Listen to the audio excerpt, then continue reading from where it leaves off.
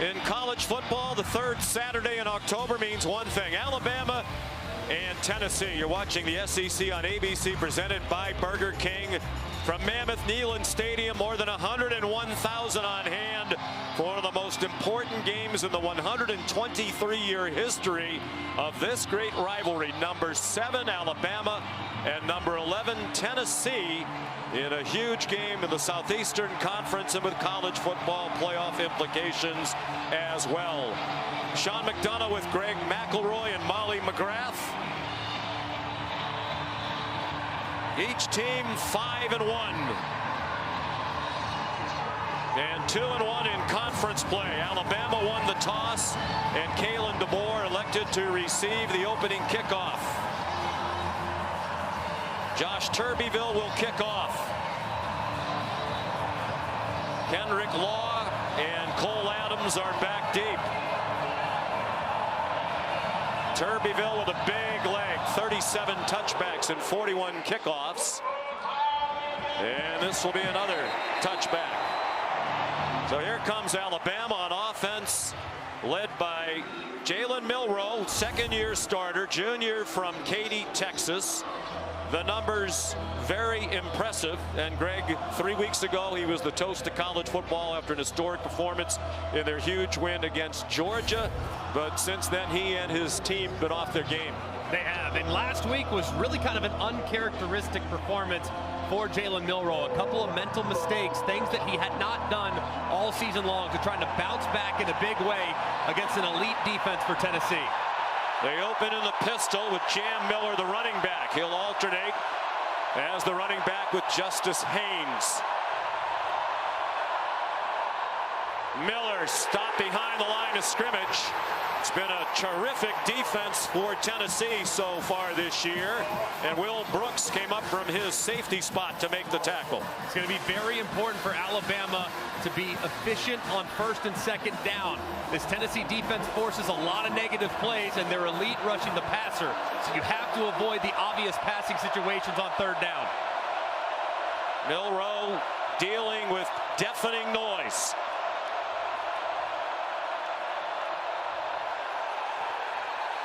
Flag down, the ball came out, but the whistles have stopped the play. Ken Williamson is the referee leading this Southeastern Conference officiating crew.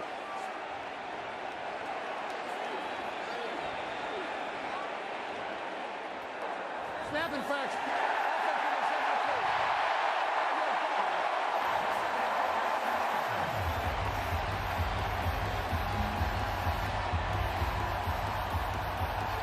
Kalen DeBoer in his first year as Alabama head coach was riding high when they were 4-0, but he's come under criticism the last couple of weeks after the shocking loss at Vanderbilt and the very narrow home win against South Carolina.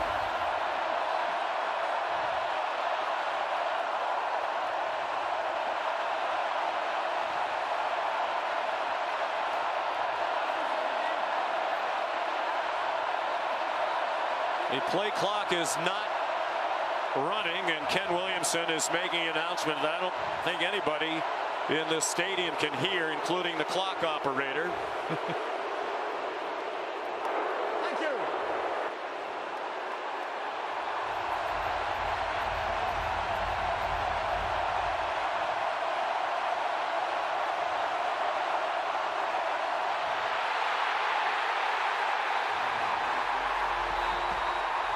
We welcome those of you joining us on ABC to sold-out Neyland Stadium, and it is raucous to start the game. We played less than a minute, and already the crowd a big factor. Alabama and Tennessee on the third Saturday in October. Alabama received the opening kickoff, and they have struggled. They're looking at third down and 20. A couple of lost yardage plays and a 5-yard penalty for a false start. Sean McDonough, Greg McElroy, and Molly McGrath. Jalen Milroe is the Alabama quarterback. Flushed from the pocket. Fires too high in the general direction of Emmanuel Henderson Jr.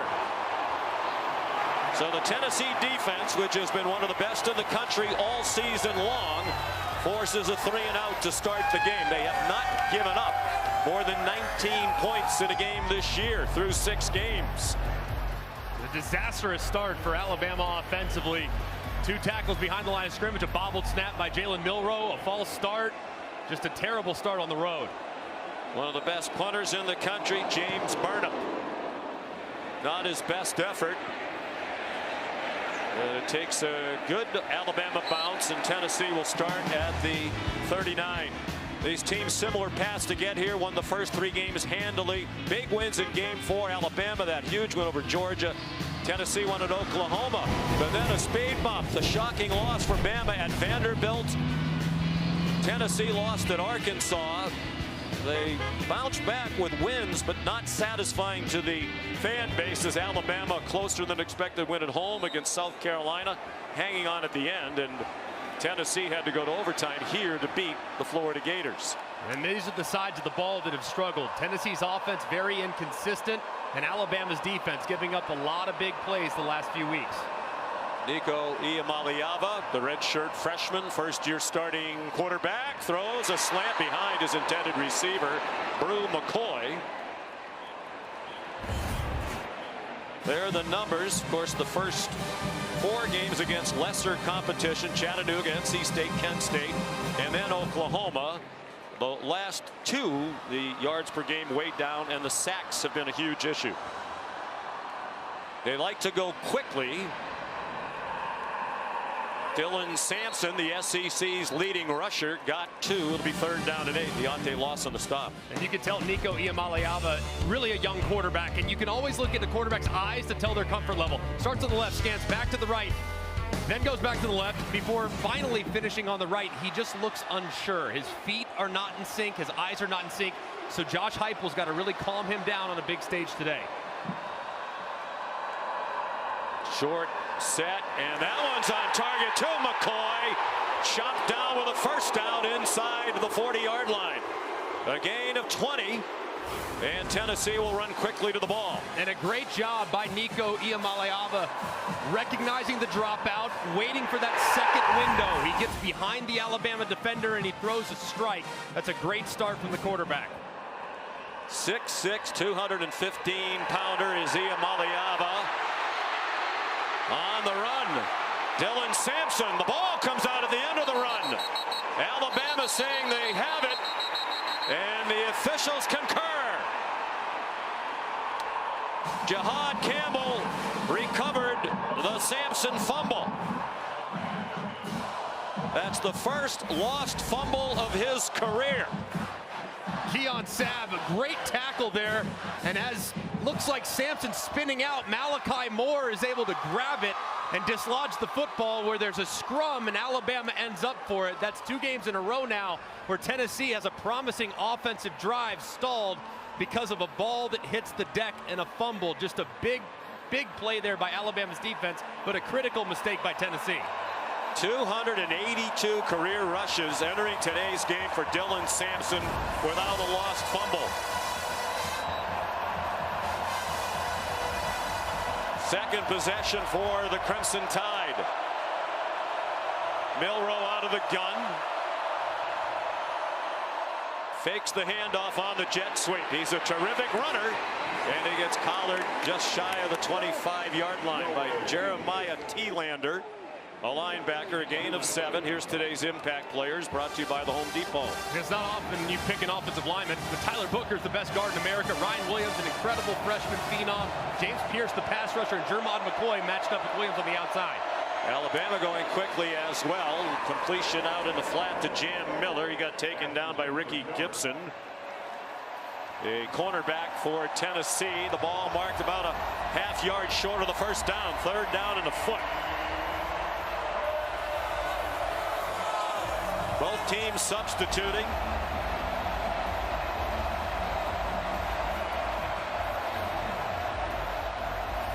And both running backs on the field for Alabama, Haynes and Miller. Under center, Milroe trying to get the Vols to jump.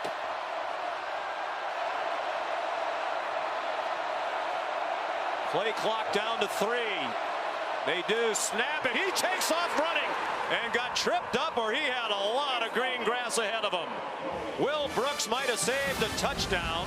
Great call and beautifully executed. And really nicely done by Jalen Milroe, recognizing that the left side is going to collapse, anticipating a surge right up the middle. Milroe finds it the outside, and if not for an incredible shoelace tackle by Will Brooks, he would have been to the house. Brooks held it to a 9-yard gain. They're out to the 36 on the second possession of the game for Alabama. After the fake, incomplete pass to C.J. Dupree, one of their tight ends, a transfer from Maryland.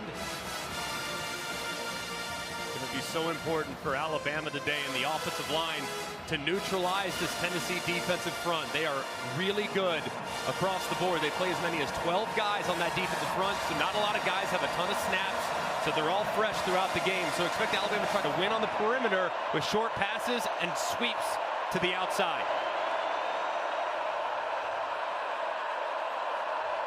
Milroe rolls to the right, running out of time, and it's incomplete off the hands of Ryan Williams, the great freshman from Mobile. Andre Turrentine, a safety, closest in coverage.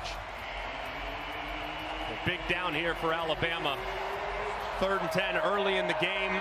They really tried to make it a point of emphasis to avoid 3rd and long situations. It's a ferocious pass rush. Watch the right side of the offensive line. That's where Alabama's had some struggles in protection, and I would expect Tennessee to try to take advantage of that side all throughout the game. The center, Brailsford's terrific, as are the left guard Tyler Booker and the left tackle Caden Proctor, all of them with All-American potential. Play clock down to the end again. And a flag thrown along the line of scrimmage, so not for a delay. Ken Williamson, we might be able to hear him this time as the crowd has calmed down after a frenetic start for this huge gathering. Offside, by contact, defense under 55. 5-yard penalty. Go down. Omar Norman Lott, who's had a fantastic season in the middle of that defensive line, but that's a miscue. He's a highly important player. Alabama's right guard, Jaden Roberts, has had some challenges, so Norman Lott's going to be over him most of the game, and that's a matchup that Tennessee feels like they could take advantage of. More manageable 3rd down now for Milroe, and the Tide from the 41-yard line. Blitz up the middle. It's picked up. Milroe resets and fires a strike for a 1st down. Ryan Williams the catch at the Volunteer 44-yard line. And just a great job by Jam Miller meeting the linebacker right up the middle. They tried to blitz him. He picks it up, gives Milroe plenty of time, where he finally finds Williams working across the middle in man coverage. That was a nice throw and catch, but it wouldn't have happened if not for the terrific protection. There are 2 Volunteers down after the play. Played on the 3rd Saturday of October since 1939. Alabama has dominated lately, winning 16 of the last 17. Tennessee had dropped 15 in a row to the Tide before they won here for Josh Heupel in 2022 in a wild 52-49 game. On a last-second field goal, the goalpost wound up in the Tennessee River. Quarterback draw, Jalen Milroe on 1st and 10. He got dropped by Jackson Moy. Down on the field, here's Molly McGrath. Well, Sean, crowd noise is absolutely deafening down here when Alabama has the ball. Their quarterback, Jalen Milroe, was frustrated with his inability to communicate with his offensive line, saying, they can't hear me. He went over to that group on the sideline, said, stay calm. I got you. I will get us going. That's exactly what he's done with some crucial runs early. They've been practicing with noise all week. Another flag. And another crowd influence penalty, perhaps. 5-yard penalty. Having played here 3 times in 2006, 2008, 2010, this place is absolutely bonkers. It is so loud, so difficult to communicate. Talking to Kalen DeBoer this week, this is his first trip to Neyland, so maybe underestimating how loud it would be by forcing their quarterback to communicate so much here in the early going. Interesting, he put the offense on the field to start the game as well. On 2nd and 16, Milroe diving attempt, and it's incomplete. Intended for Ryan Williams. Their leading receiver is a true freshman. And the huge game in the win over number 2 Georgia 3 weeks ago in Tuscaloosa when he had 177 receiving yards. And the scintillating 75-yard touchdown to win it with 2:18 to go. 177 yards receiving, second in Alabama history by a true freshman. And there he is, lined up at the bottom against Jermod McCoy, but this is looking like a zone coverage for Tennessee. David Bailey had 187 receiving yards against Auburn as a first-year player. In 69, his receiver slipped down. It was Williams again beyond the first down markers. But he slipped down on this natural grass field, and Milroe is now 2 out of 7 for 17 yards. And he had him too. Williams breaking across the middle, zone coverage. And because the ball is thrown just a little bit behind him, Williams tries to stop, just can't. Feet go out from under him, and that's a missed opportunity there for the Tide. There's James Burnip to punt for the second time. His 49th game as the Alabama punter. Tumbling punt and a fair catch made by Jermod McCoy. 36-yard punt. No score. Tennessee will be on offense here. He's been the official cigar provider for the Tide since 2014, and they've smoked a lot of cigars. As we mentioned, they've lost only 1 game since then over the last decade. You told me something I didn't know about that cigar tradition. What is that? The backup quarterback is supposed to buy the cigars? Back in the pre-NIL days, that was the way things worked. So yeah, I had to buy them for a few years, but man, what a great tradition, a special game to be a part of. You weren't buying any of those really nice cigars like Reagan has, R&R. And Iamaleava's pass off the hands of Squirrel White. It was catchable, but Squirrel couldn't haul it in. Might have sensed that there were some players coming from the inside out. Man, you got to catch that for your quarterback. You got a young quarterback that's struggling. He's been accurate so far today. 8 drops now for Squirrel White. Didn't extend the second hand trying to reel it in.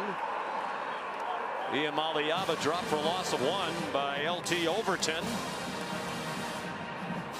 It has been a slow starting, sorry Greg, Tennessee team taking on Kane Womack's defense today. They have not scored a point in the first half of either of their last 2 games against Arkansas and Florida. Deep throw, single coverage, and it's a stride too long. Looking for Chris Brazel, and the ball was just a bit too long out of the powerful arm of Iamaleava. That's one that's just so frustrating for Tennessee fans and the Tennessee coaching staff. I mean, if you underthrow it, you give your receiver a chance to go up and make a play, maybe draw a PI, but overthrowing it, which has happened multiple times the last few weeks, it's just something you can't do. So got to take a little off those deep balls. Monty Jackson had the coverage. Jackson Ross. And the return by Cole Adams, who managed, it seems, to stay in bounds along the far sideline. 50-yard punt and a nice return of 16 by Adams. His longest punt return of the season. And it looked like, man, that left foot was so close. Ooh, that right foot did it. Oh, he's out of bounds right back there. Yeah. It looked like around the 40. Probably going to take a look at that. It looked like that right foot was really, really close to the sideline. It was great effort, but not sure if he was able to tightrope it the whole way. Well, for the moment, they're marking the ball at midfield, but it does seem as though the officials are using their headset communication.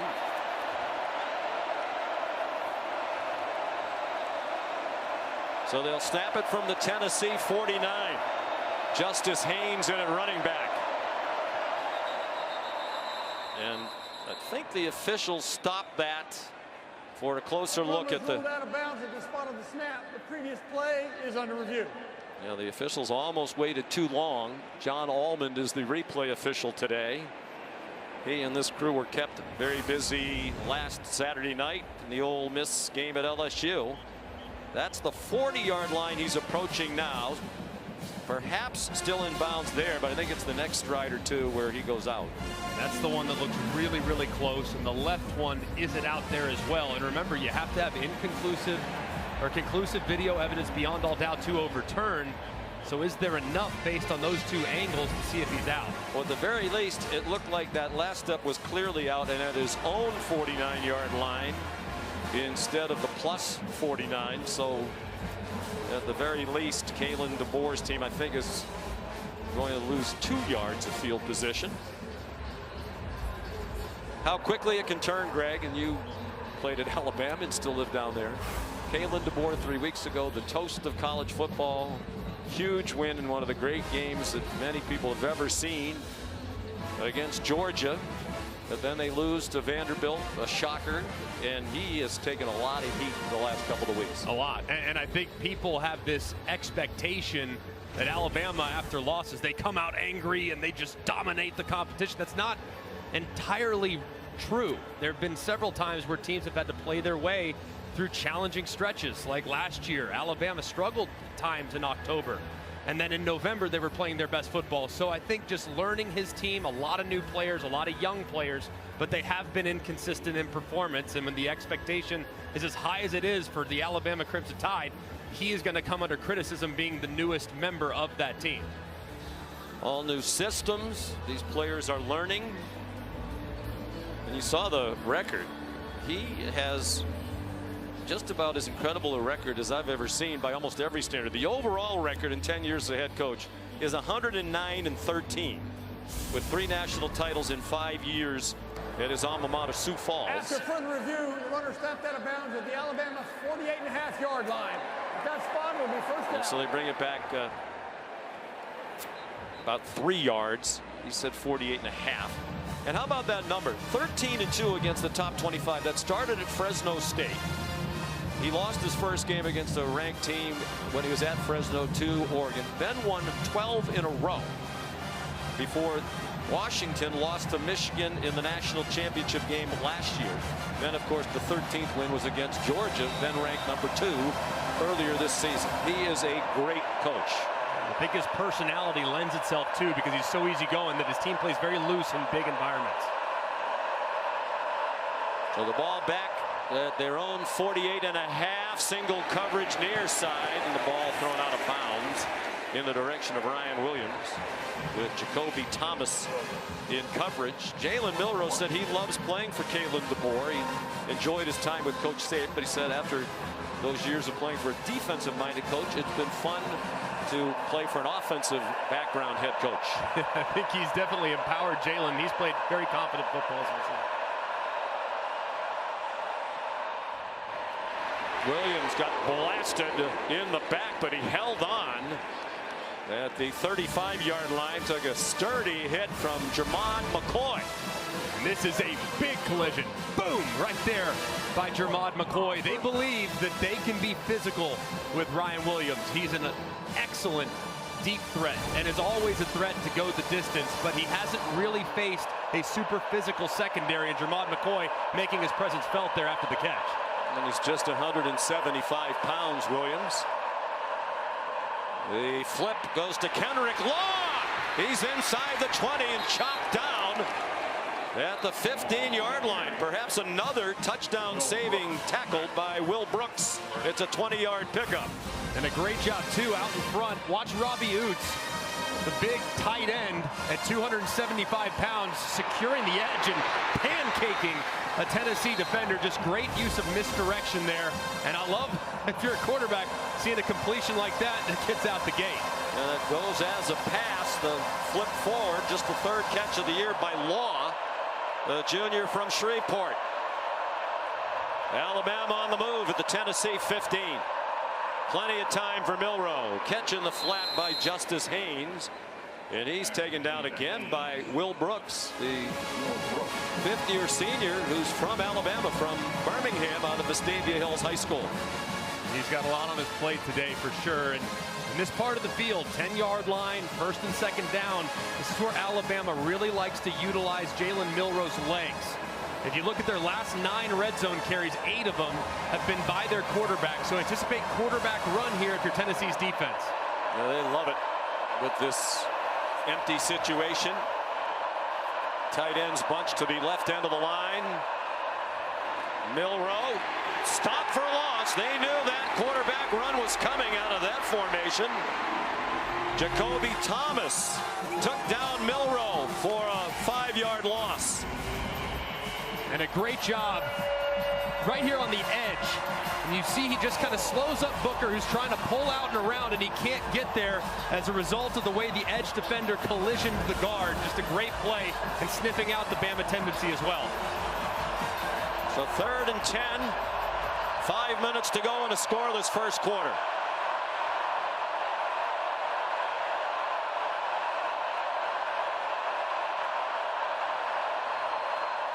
Milroe given a nice pocket again over the middle, caught, and it is a first down for Justice Haynes. Arion Carter, the linebacker, made the tackle. They're playing without their leading tackler, defensive leader Keenan Peely, out with a knee injury. Haynes stacked up as he tried to go up the middle. Omar Norman Lott stuffed him after a gain of 1. And Tennessee showing zero pressure on that 3rd down, where everybody is blitzing overload. They're able to get the running back out, working against the end man on the line of scrimmage. He breaks inside. It's a perfectly designed play by Kalen DeBoer and offensive coordinator Nick Sheridan, taking advantage of the pressure look from Tennessee. There's Peely, 7th-year player, spiritual leader in addition to being a terrific linebacker, but they like their talent in the game. Milroe intercepted along the near sideline.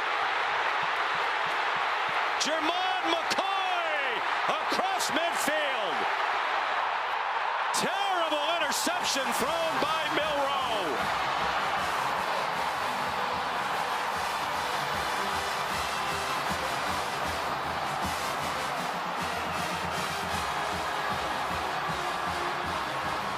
And a 54-yard return by the transfer from Oregon State. And Jermon McCoy is so good with his eyes. Man coverage with Williams. He looks inside immediately. One-hand snag and reels it in. That could not be played better by the cornerback. You see how he located the ball immediately, was able to time his jump at the exact same time as the wide receiver, and he reels it in, and he's off to the races. Just a tremendous play, and you can see it from the progressive pylon cam. Outstanding. Milroe shaking his head. That's been a problem lately.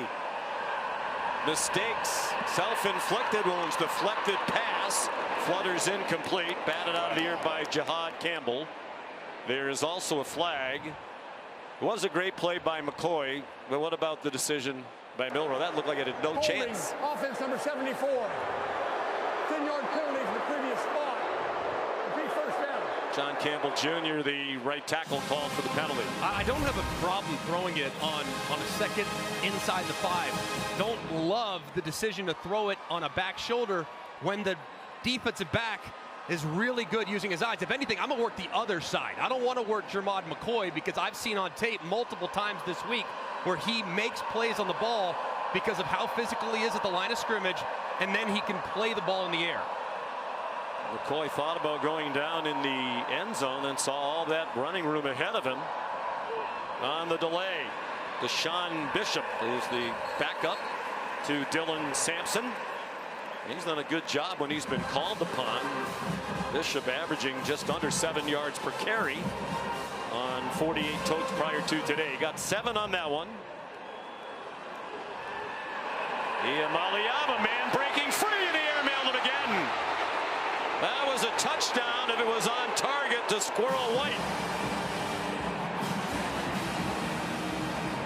Man, I mean, I don't know what to say. I mean, as a quarterback, you got to keep throwing them, keep taking your chances, keep trying over and over and over again. But these misses, even dating back to last year with Joe Milton, how many misses he had in this offense. Guys are open. You gotta hit them. All it takes is one, though, and it can completely flip your confidence level. But a huge miss by Nico. We talked to both coaching staffs yesterday about their recent struggles. They both said we're so close, and we've seen it already. A couple of misses by Iamaliava.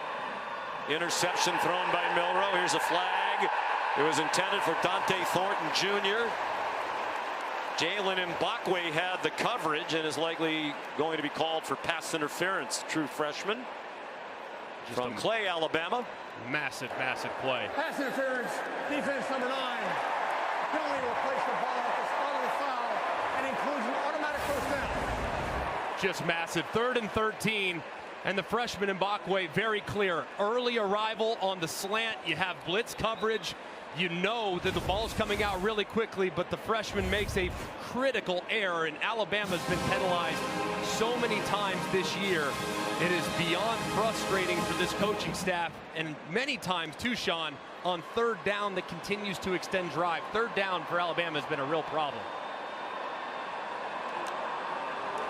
That gives Tennessee the first down. Bishop bounced inside, got very little. LT Overton in on the tackle for Alabama. Gain of 1.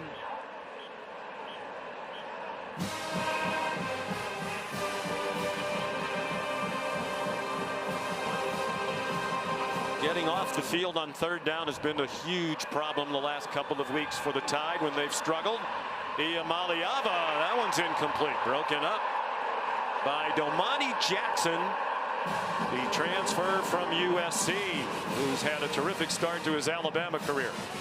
He's been outstanding, the veteran presence there in the back end, and Alabama has done a pretty good job so far on 1st and 2nd down, forcing Tennessee to play 3rd and long. And here, if you're Josh Heupel, defense has played decent, might have 2 downs to get it, so I'm not against running the football here with your running back if you have a favorable look, because you might go for it on 4th down. Can Alabama get off the field? The last 2 games, their opponents, Vanderbilt and South Carolina, have converted 57.6 on 3rd down, 19 for 33. This 3rd down is stopped about 3 yards short of the marker. Dante Thornton tackled by Keon Sabb, and Josh Heupel is going to send the field goal team out. I know the Tennessee fan base not happy with that, but I don't hate the call. I mean, you got a big body wide receiver one-on-one. You think maybe he can make a guy miss and you could be out the gate. This will be a 53-yard attempt for Max Gilbert, redshirt freshman in his first year as their kicker. He's missed only once. And that was from 53 against NC State. He's now missed twice from 53. Wide right, what little breeze there was and was at his back on this 72-degree day in East Tennessee.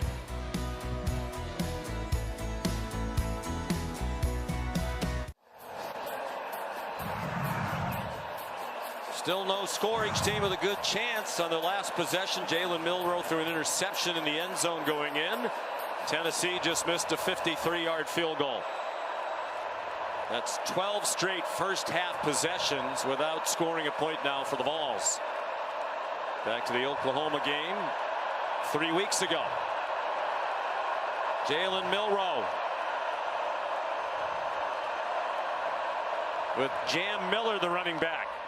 He gets the call. Good bounce outside to the left, and a quality first down gain out across the 43-yard line. They'll give him 7. So much of Alabama's rushing attack has come from Jalen Milroe all season long, but they feel pretty good about how the offensive line is progressing in the traditional run looks, and that was a nice surge there. Ryan Williams, 6th time he's been targeted, most in a quarter this year. And a 5-yard gain there for an Alabama first down as we approach a minute to go in this first quarter. That was a well-timed throw by Jalen Milroe. The ball is out and en route before Ryan Williams turns around. But you can see they are making it a real point of emphasis to play very physical with the freshman. Having a great start to his career. He asked him if he's exceeded his own expectations. He said no, we have very high expectations from self. Tennessee was offside there. Movement right over the center, Brailsford. Offside, defense number 21. The movement by the defense caused the offense to react. Penalty 5 yards. It remains first down. It's interesting. Williams had high expectations. You wonder what the coach's expectations were when he got to Tuscaloosa in the preseason. Ryan Williams was on the practice field with the threes. Not even with the second team, but didn't take long, a couple of weeks before he started turning heads. And Jalen Milroe eventually said to the coaches, hey, this guy needs to stay on the field with the ones. He's never going back with the twos or threes. Back shoulder throw over the head of Ryan Williams. What a likable young man he is, too. For all the success that's happened right out of the gate, he has taken it all in stride with a great humility, at least in our chat.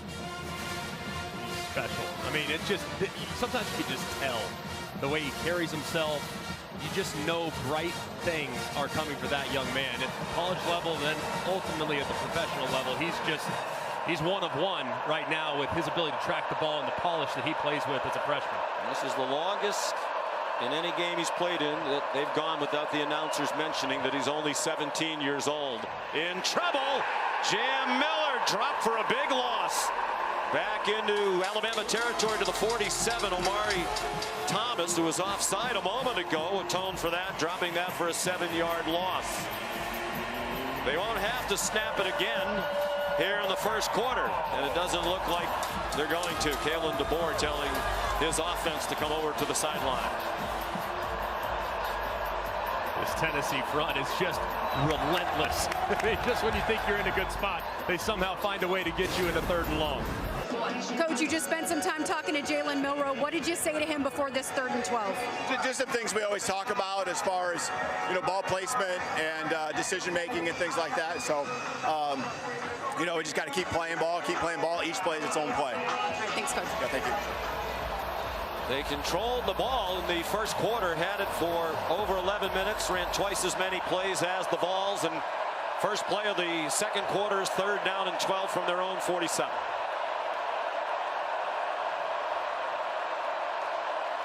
Williams is clearly their #1 target. Looked like the motion man might have been going up the field early. Pass incomplete, and there's a flag. It's intended for Cole Adams with Boo Carter in coverage. True freshman. Ken Williamson not aware of the flag, and now he is.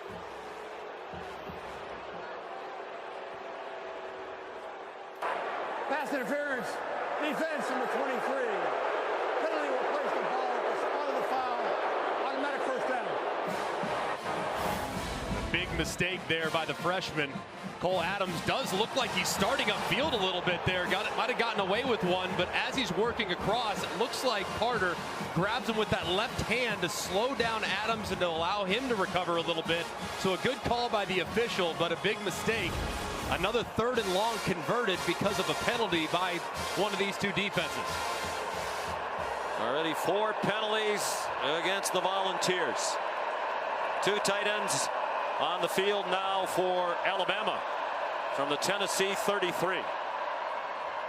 On the delay, Jam Miller made the first man miss and then got tackled inside the 35 after a 4-yard gain by Caleb Perry. That part of the offense is going to be so important for Alabama throughout this game because of how good that pass rush is.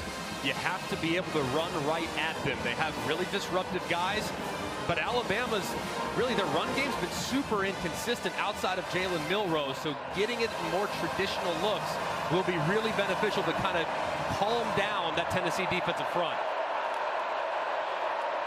Tennessee was still getting set. Milroe didn't have anything, so he pulled it down and runs for another first down. 8 yards on the run for Jalen Milroe. Boo Carter, the tackle. His penalty was huge. And a great decision there by Jalen Milroe. Unblocked defender blitzing off the right. That was Arion Carter, and he takes off to the left. Last week, Alabama and Jalen Milroe tried to buy too much time. He retreated in the pocket. That time he attacked the line of scrimmage and became a runner and was able to convert a first down.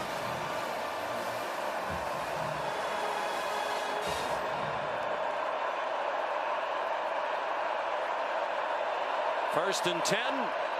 Opening minute and a half of the second quarter. And a timeout called by Alabama with the play clock running down. Timeout. Alabama.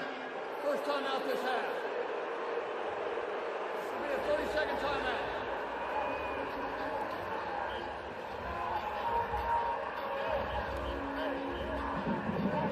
So a timeout. I don't know if it was because the play clock was close. Sean McDonough, Greg McElroy. You know, watching this Alabama team on TV prior to today and on tape preparing for this game, you know, my question to you as somebody who's around the Alabama program all the time, in addition to Ryan Williams, after Ryan Williams, who's a true freshman, you know, who's the next wide receiver you can really count on? And these two running backs, Haynes and Miller, are very nice players, but to me, they don't look like the great running backs that Alabama's had in the past. So, you know, as you're judging Kalen DeBoer and the 5-1 record right now, not as many playmakers, to me at least, as we're accustomed to seeing. Yeah, the personnel, based on Alabama's standards, is not necessarily at the same level, particularly within the weapons. And Jeremy Bernard is a really solid wide receiver, but he's not a guy at this point in his career that's going to take over the game. And the running backs kind of in the same boat. So they're all very solid, but one outside of Williams is really yet to emerge. And again, solid tight ends, but not that guy who's going to get you the big catch in the red zone or on third down. Here is Jeremy Bernard breaking tackles and out of bounds near the 5. Andre Turrentine prevented the touchdown. Bernard's a nice player, but last year at Washington, he was their 4th wide receiver behind some really talented guys. But their 4th wide receiver nonetheless. 21-yard gain. Miller, the running back. Milroe for Williams. This time they complete it. A juggling catch for a touchdown with Ricky Gibson in coverage.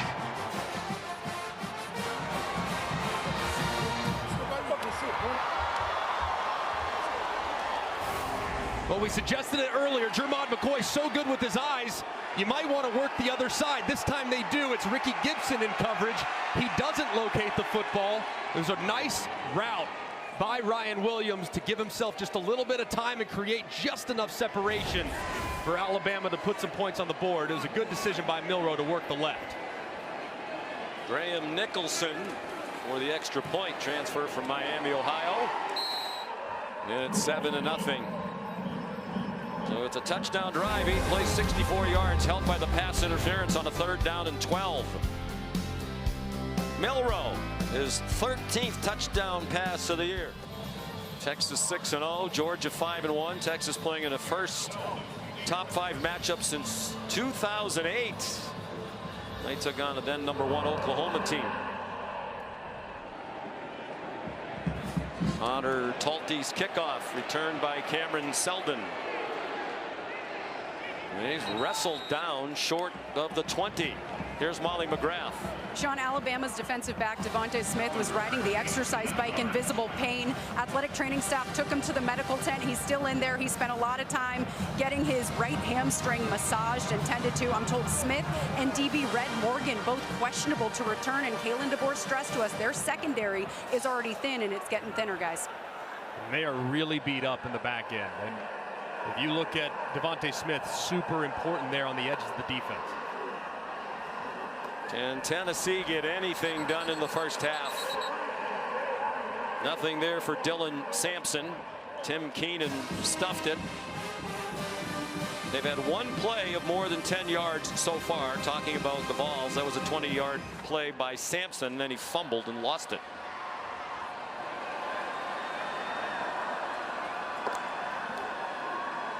Nico Iamaleava, wide open receiver. Ethan Davis, tight end, to the 30-yard line. And there's a flag. Crowd thinks that Iamaleava was roughed, and they're right. Defense number 90, 15-yard penalty from in the run, automatic first down. Jordan Renaud, the redshirt freshman from Sarasota. Looked like he won inside, but he just continued on and throws Nico Iamaleava to the ground, and that's a good call by the official. I mean, it's not crazy vicious, but it's unnecessary. So just a poor decision there by Renaud, who started to see his playing time increase these last couple weeks. Nico Iamaleava's parents, Iamaleava family from Southern California. Nico is the 3rd eldest of 8. He gave it to Dylan Sampson, and that's why he wears the number 8. One of 8 children. They have another quarterback on the way, younger son Madden. Nico told us yesterday he's just committed to play at UCLA. Out of Long Beach Poly, Nico throws as he was getting taken to the ground. Apparently was backward, scooped up and advanced past the marker by Dylan Sampson. Iamaleava is still down, and for the moment they're marking the ball at the 41-yard line. The gain is nice, and it was an opportunistic and smart play by Sampson, but man, this is potentially terrible for Tennessee. Nico Iamaleava moving over, gets tackled to the ground, and you see his body just kind of contort back just a little bit. And it was Justin Jefferson making the tackle. I think his knee's down, the ball's still in his hand, and I would guess the replay will take a look at that and they'll bring that one back. All eyes on Iamaleava, still being tended. While we were away, Nico Iamaleava walked gingerly off the field right into the medical tent, injured on this sack, and they have brought the ball back to that spot. His head hit the ground very hard. He was grabbing at his back, as you can see, his lower back, shortly after hitting the ground. So he's out, and the new quarterback is Gaston Moore. Gaston Moore has been in this offense for a really long time, and a tough spot to be thrust in here, 3rd and 9 against this pass rush, but he's very comfortable in this offense. Throws deep into coverage, and his first throw of the afternoon is intercepted by Malachi Moore with a lot of running room across the field. Still on his feet and out of bounds near the 35.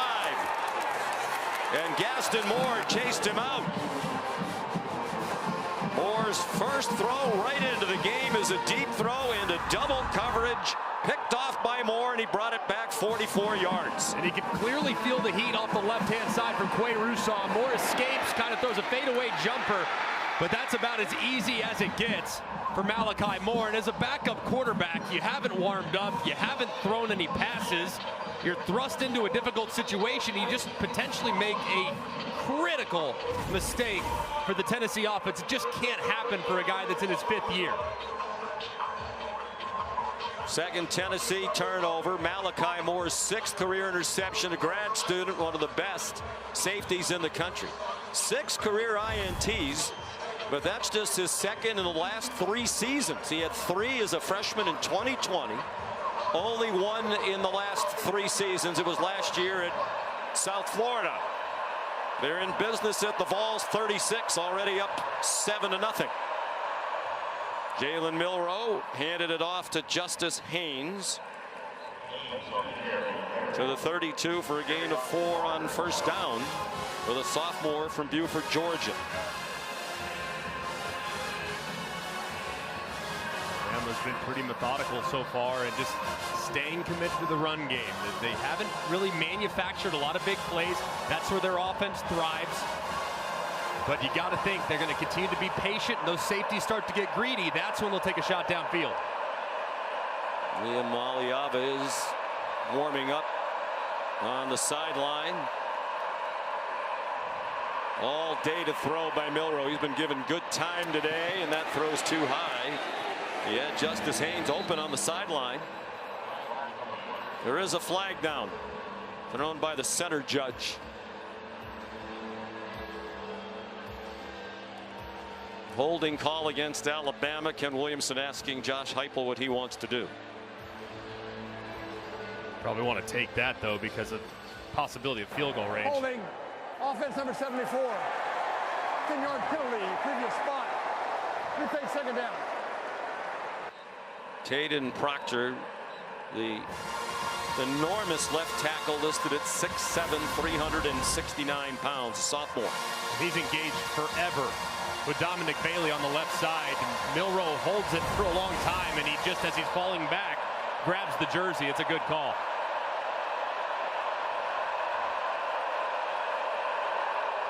So they're likely out of field goal range here.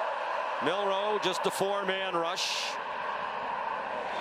Justice Haynes open again along the sideline. Jamad McCoy there to take him across the boundary. Just a 2-yard pickup. As a quarterback here, you're really thinking, how do I make this field goal more manageable? Because at this point, hey, if a guy pops downfield, no problem.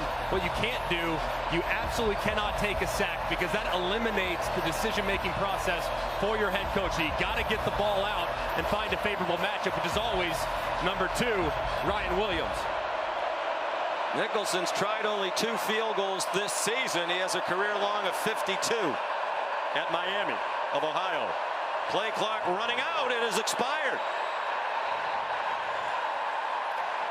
Play of game, offense, penalty, remains still down. Well, both coaches talked about self-inflicted wounds in recent weeks, and we've seen some on both sides today. 6 Alabama penalties and 4 against Tennessee. Now that one is certainly something that shouldn't have happened. Tennessee lined up that time in what looked like all-out pressure look. Now let's see if maybe they show that all-out pressure look and then drop out, because 3rd and 20 is not one where you want to be blitzing the house. Milroe, play clock down to 5. Play clock at 1. He didn't get, well, the official, the back judge started to reach for the flag and then stopped. Milroe pressured and threw it away. Dominic Bailey put the pressure on. They were just about to get flagged again. The back judge, Keith Parham, put his whistle to his mouth, started toward the line of scrimmage. And there is a flag at the end of the play. Oh my goodness. Currently replaced the ball at the spot of the foul and includes a loss of down. Now 4th down. Kalen DeBoer and Jalen Milroe probably would have loved to have had a delay of game then, but tick 1-0, and yes, that should have been a delay of game. As a result, the offense is just completely discombobulated on the left-hand side of the offensive line. Tyler Booker never gets out of his stance, and Milroe has no choice but to just get rid of the football. Well, having participated in officiating exercises at the Georgia spring game, and you've been there as well, Steve Shaw, national coordinator for officials, brings media members down. I was a back judge, and one of the things I learned, if in doubt, if it's close, the offense gets the benefit of the doubt in that situation. So I think it was a good no flag, as it was very hard to judge. I'm just proud of you for remembering the mechanics. That's all I remember. Burnham's punt goes in the end zone. It's also very hard because you have to look up if you're the back judge at the play clock, and you also have to try to judge when the ball snapped, and you're looking through a lot of bodies to see that football at field level. So the crowd trying to implore the Tennessee offense, which has been stagnant now for a couple of weeks, and Nico Iamaleava is coming back in. And that's a relief for Nico's parents as they look on, and all of Vol Nation, because their backup quarterback situation, as evidenced by the mistake made a moment ago and the interception that Gaston Moore threw that was egregious, their backup quarterback situation not very good. Iamaleava is 3 out of 8 for 37 yards.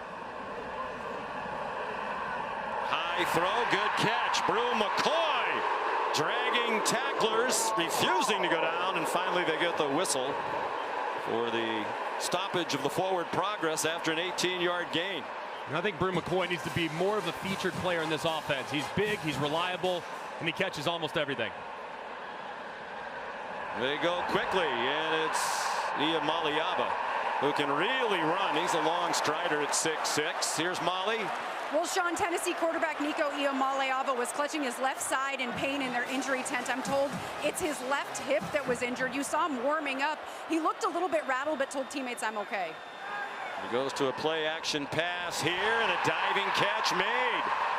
Chris Brazzell, a transfer from Tulane, where he started 8 games last year. They're at the 43 and going quickly. It's a 17-yard gain. Finally a little life in this Volunteer offense. Cameron Seldon, just 7 carries all year entering today. My question would be, where's Dylan Sampson for this offense? Just 5 carries so far in this first half. He needs to get a lot more because he's by far their best player. But this offensive drive, finally a little rhythm for the Tennessee offense. He's not even on the field, Sampson. Molly's checking on that.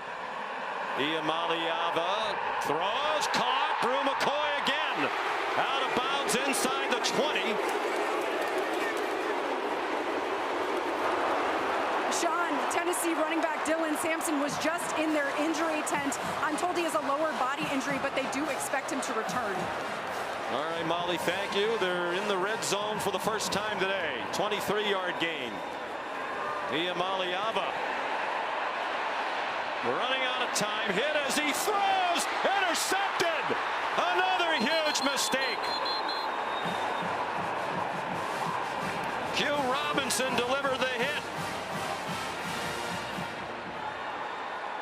Jalen Mbakwe picked it off.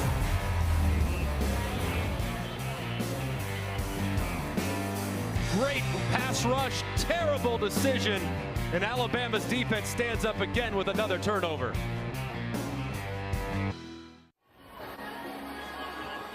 Take a look at the interception from the AT&T Connected cam.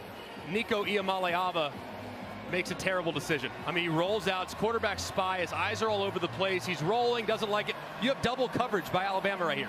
Double covered out here in the flat and over the top. This ball needs to go into the band, and Nico doesn't. As a result, it's tipped up and intercepted, and Alabama has another big turnover. First career interception by the true freshman, Jalen Mbakwe. On first down from their own 12, Jam Miller for Alabama. Just a tough situation. It's Tennessee now 3 turnovers. Nico feeling it a little bit. That left hand, see a little grimace on his face. Can't make careless decisions. Just his 8th career start. Still learning as he goes, but by now he should know better than that. As you said, throw it away. Ryan Williams the catch, 2 yards short of the first down. It'll be 3rd down and 2. Big down here for Tennessee's defense. Quarterback makes a critical mistake. Now you have a chance to get off the field in the 3rd 3-and-out situation and get it back to your offense with decent field position. So imperative here for Tennessee that they are really strong along the line of scrimmage. 3 out of 6 on 3rd down. Came in at 44.7% for the year. Milroe with pressure coming, runs away, throws on the run, broken up by Jermod McCoy. He was pressured by James Pierce, who has not been much of a presence. Preseason first-team All-American. And he chased Milroe. And a tough spot for the left tackle, Caden Proctor. He's trying to get both of them. He misses both. It forces Milroe to roll to his right, where he tries to execute a scramble drill, and he can't. That was really well defended by Tennessee's defense, and it was huge for them to get that 3-and-out. Their 2nd straight and the 3rd for the Alabama offense today. James Burnip to punt.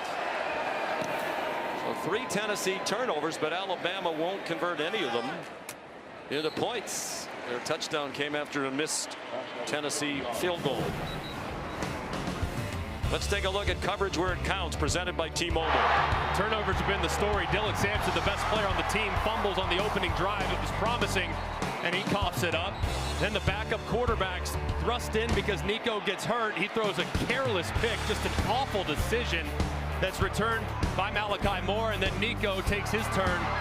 Tries to throw it to double coverage when the pursuit was on. It's intercepted with ease. Just 3 massive mistakes for Tennessee as this offense continues to struggle in the first half. No first half points in their only loss of the season at Arkansas. None last week against Florida. They rallied back to win in overtime. Dylan Sampson back on the field, just his 6th carry.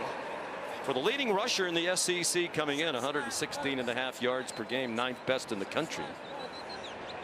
And 15 rushing touchdowns, most through the first 6 games of a season by any player in SEC history. And it's quite a history. Keon Sabb is injured. Those are the numbers entering today. 6 straight games with a touchdown coming in for Sampson, a junior from Baton Rouge, where he broke a lot of Eddie Lacy's high school rushing records. Sampson's just been incredible for this Tennessee offense. And Keon Sabb, the transfer from Michigan, young man's been playing hurt really all season long, and there is a possibility that, you know, he isn't really able to practice all the time throughout the week, but just continues to give it a go every single Saturday for this team. But he's in a big collision here, and that right foot rolls just a little bit, and he goes to the ground as he's been nursing an injury. I guess I could ask you the same question about Tennessee I asked about Alabama. Where are the stud wide receivers, as we've seen in recent years for Tennessee? Yeah. Who's the go-to guy? There really isn't one, and they've all been a little banged up. I mean, they are rock solid. Brew McCoy's rock solid. Squirrel White's got great speed. Thornton, I think, if he can get healthy, he's got a chance to become a #1. But they've been getting open. It's really been more about the inaccuracies and the issues in protection. It's not really been the receivers as much. Defense number 11. A movement by the defense caused the offense to react. 5-yard penalty. Second down. But you're right, Sean. I mean, there isn't a Jalen Hyatt in this Tennessee receiving core right now that just scares you to Cedric death. Tillman among the draft choices in recent years. Josh Palmer, go back to 2020. Jawan Jennings, who's having a really nice NFL career. As you said, it's a good group. There are those drafted since 2021, and Jennings in 2020. Niamaliava flagged down as he threw it, thrown behind the line of scrimmage. Well, we saw it last week and we're seeing it again today. This crew not afraid to throw the penalty flags around. This will be the 13th assessed penalty if it is accepted.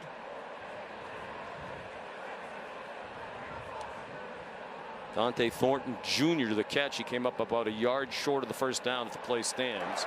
Personal foul. Hands to the face. Defense number 50. 15-yard penalty. Number 1. Automatic first down. Tim Smith. He's working against the left guard, Andre Carrick. Left guard's head pushing all the way back as Tim Smith, defensive end, defensive tackle, guy can play inside and out. Getting that hand a little bit too high. Another critical mistake from Alabama, just gifting yardage by way of penalty. Big walk-off down to the 35-yard line. Well, Alabama, huge edge, 2-to-1 edge in time of possession. Josh Heupel's team still down just 7-0, and moving with now under 5 minutes to go in the half. Sampson stopped at the 32 by Deontay Lawson, one of the best linebackers in the country.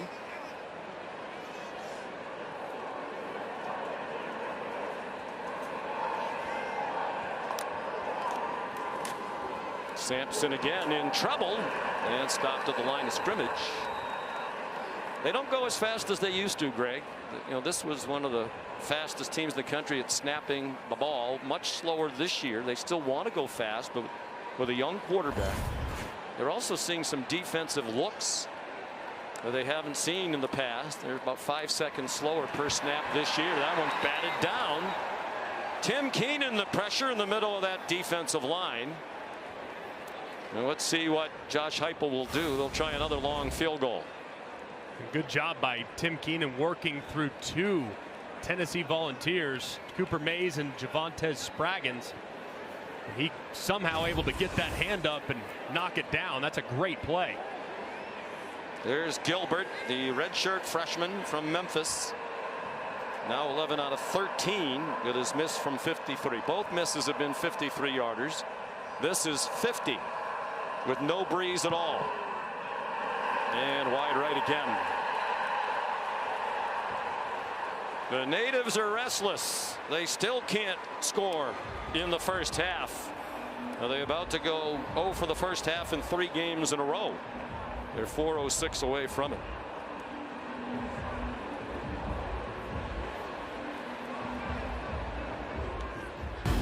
Kick off your NFL Sunday, 10 a.m. tomorrow morning. The Countdown crew at ESPN and the app.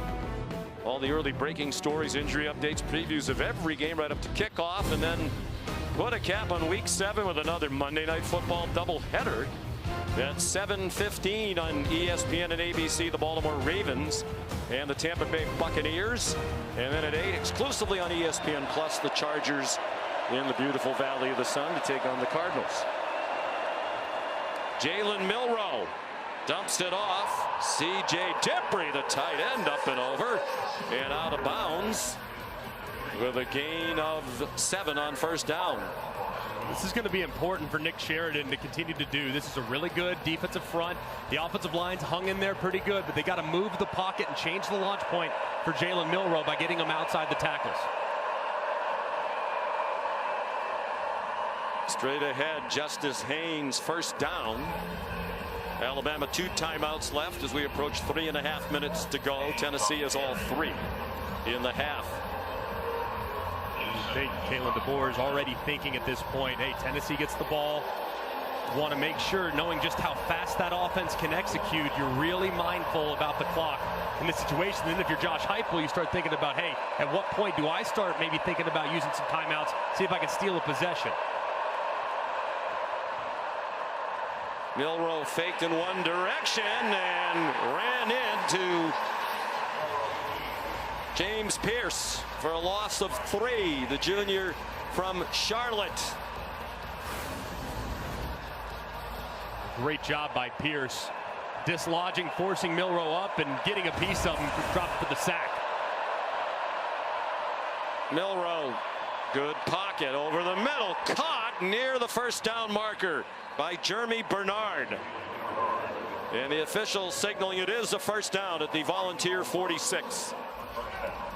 That's a big league throw by Jalen Milroe right there. Over the middle, a lot of traffic. That's a throw he probably would have avoided last year, but just shows you the progress he's made under Kalen DeBoer and this coaching staff being really confident attacking the middle of the field in the intermediate portion of the field as well. James Pierce is down on the field. Zone coverage across the board. You see those linebackers part. You try to feed it right there. The safety, Will Brooks, almost is able to arrive. He's just a half step slow, and that's big time too by Jeremy Bernard, knowing contact is coming. Go up, secure the catch, brace for contact, and reel it in for another first down. Certainly got the benefit of a good spot to just barely pick up the first down. Pierce walking over to the sideline, seems to be fine. So let's go back and look at this spot. It's currently right now on the 46-yard line. It looks like it's about right. It's pretty close. The yellow line is unofficial, but it does appear like that spot seems pretty good. Yeah, too hard to overturn, certainly, as close as it was. Last week, Alabama really made a mess of the final 2 minutes of the first half with some critical mistakes that allowed South Carolina to really get back in the game. They talked about it all week long, made sure that situational awareness is emphasized. And here's a situational awareness right now you just talked about. Don't snap the ball. They don't have to, right? You don't want to give Tennessee time. You have time. You're plus field position. You have 2 timeouts. And it doesn't look like they're going to come out of the huddle. 100%. And this is improvement from 1 week to the next. And clearly the coaches and the players have taken to really focusing at a higher level here in these critical moments and the waiting moments. Bama with an edge in play, better than 2-1 in time of possession. They're +2 in turnover margin, but the lead just a tenuous 7 points. They have first and 10 at the 46, and there's a false start against Alabama. We're at the 2-minute stoppage. Offense number 74, 5-yard penalty, remains first down. Caden Proctor, one of the reasons why it's only 7-0. That's their 10th penalty of the half for 73 yards. Just so brutal, especially the mental mistakes like false starts and illegal snaps. They're on their own 49. Justice Haynes on the left hip of Jalen Milroe. Some twisting inside. They don't get close to the quarterback. Catch at the 40-yard line, 4 yards short of the first down. Ryan Williams the catch. That's the 12th target of the freshman wide receiver in this first half. The rest of the team combined has 11 targets. He is clearly their #1 weapon. Cam Miller jammed down by Tyree West. And a timeout called by Tennessee. Josh Heupel wants the ball back. His team's known for their high-flying offenses at UCF in here, but not recently. Here's back to you, Sean. A great doubleheader of SEC action. This one and then number 5 Georgia, number 1 Texas. All 4 teams in the top 11. Third down for Alabama. You anticipate pressure here from Tim Bakes and his defense. If I'm Nick Sheridan, I'm rolling the quarterback to the right, sprint out, and get Jalen Miller on the move. And Williams, bottom of your screen, single covered for the moment. So they drop into zone coverage in his direction. Jeremy Bernard, they are going to give him forward progress, but it looks like it's about a half-yard short of the first down. And I would guess Kalen DeBoer is going to go for this. He said he's not always an analytics guy. He said, I've won a lot of games going with my gut. I have a feeling both his gut and the analytics say go for this. I agree with going for it, but I'd let that clock wind a little bit. Again, the old, let's try to get him to jump offside. Robbie Oots, the tight end, shifted. Now they snap it. Milroe hesitated, but a timeout was called before the snap by Tennessee. Timeout, Tennessee. Second of the half. Second timeout.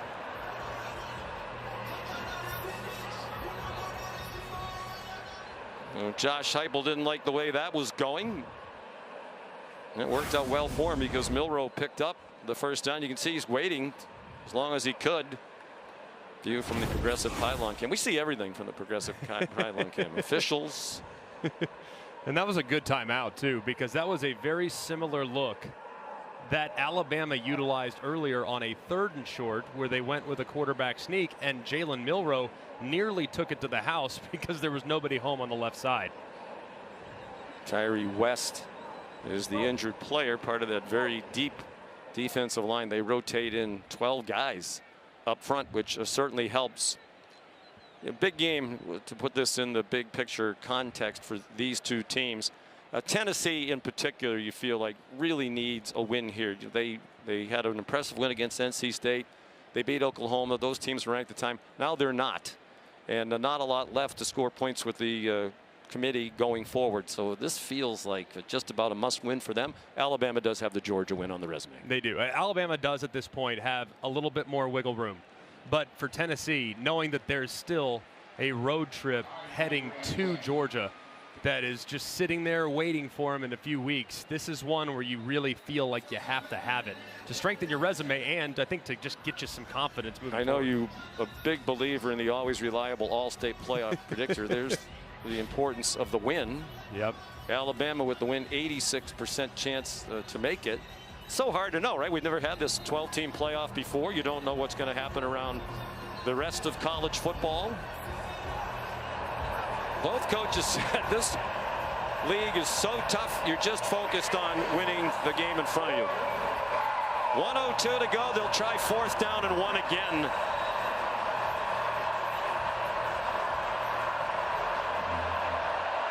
Milroe runs under center. Quarterback sneak. Boy, it didn't look like he went anywhere from here. And I think it's going to be which official marks the ball. The far side spot looked better than the near side.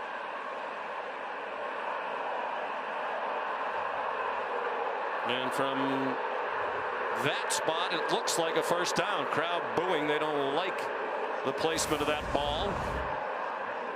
Did look like he had a little bit of surge there, right there, but where is the ball? That's the tricky part.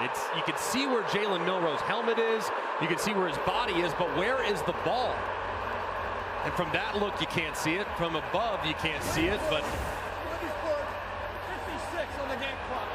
5-6. Crowd's booing. They want to reveal the spot. They're not getting it.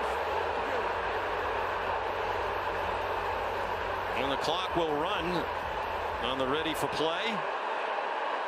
We'll put 5 seconds back on the clock. A lot of the players just standing around at the snap. Milroe too high for Ryan Williams. Wow, this is getting bizarre if it wasn't already.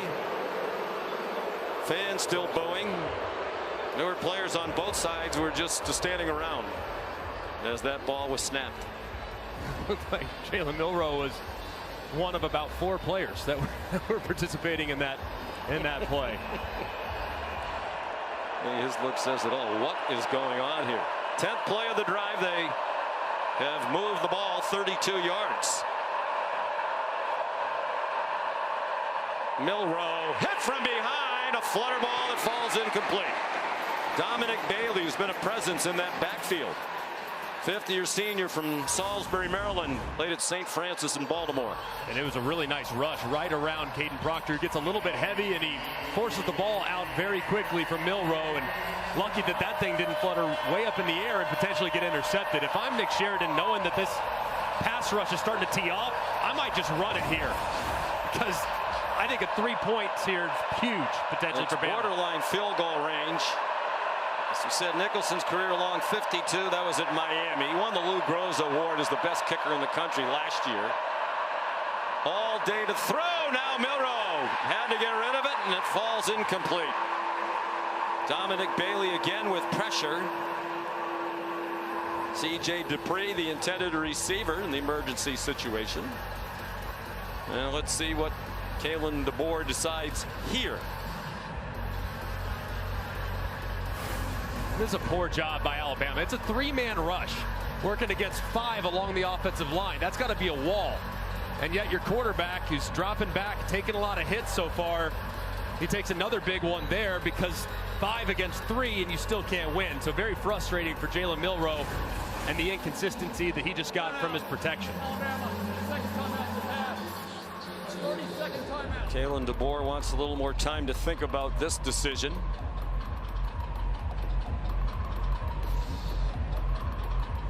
It would be about a 53-yard field goal. Nicholson last year made 27 out of 28 field goals to win the Lou Groza Award, including an NCAA record 25 in a row. Most of those numbers in the past. He's attempted only 2 field goals as a Alabama kicker in his first year. From Cincinnati has made 1 out of 2.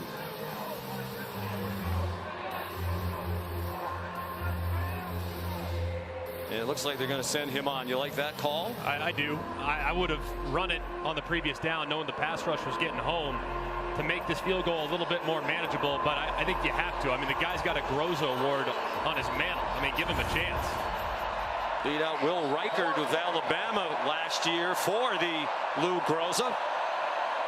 The 54-yarder, it would be a career long by 2. No wind to speak of.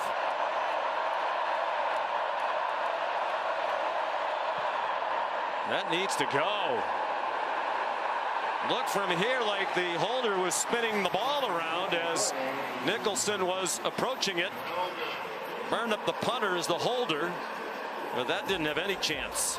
Maybe his legs got a little rusty with all the inactivity.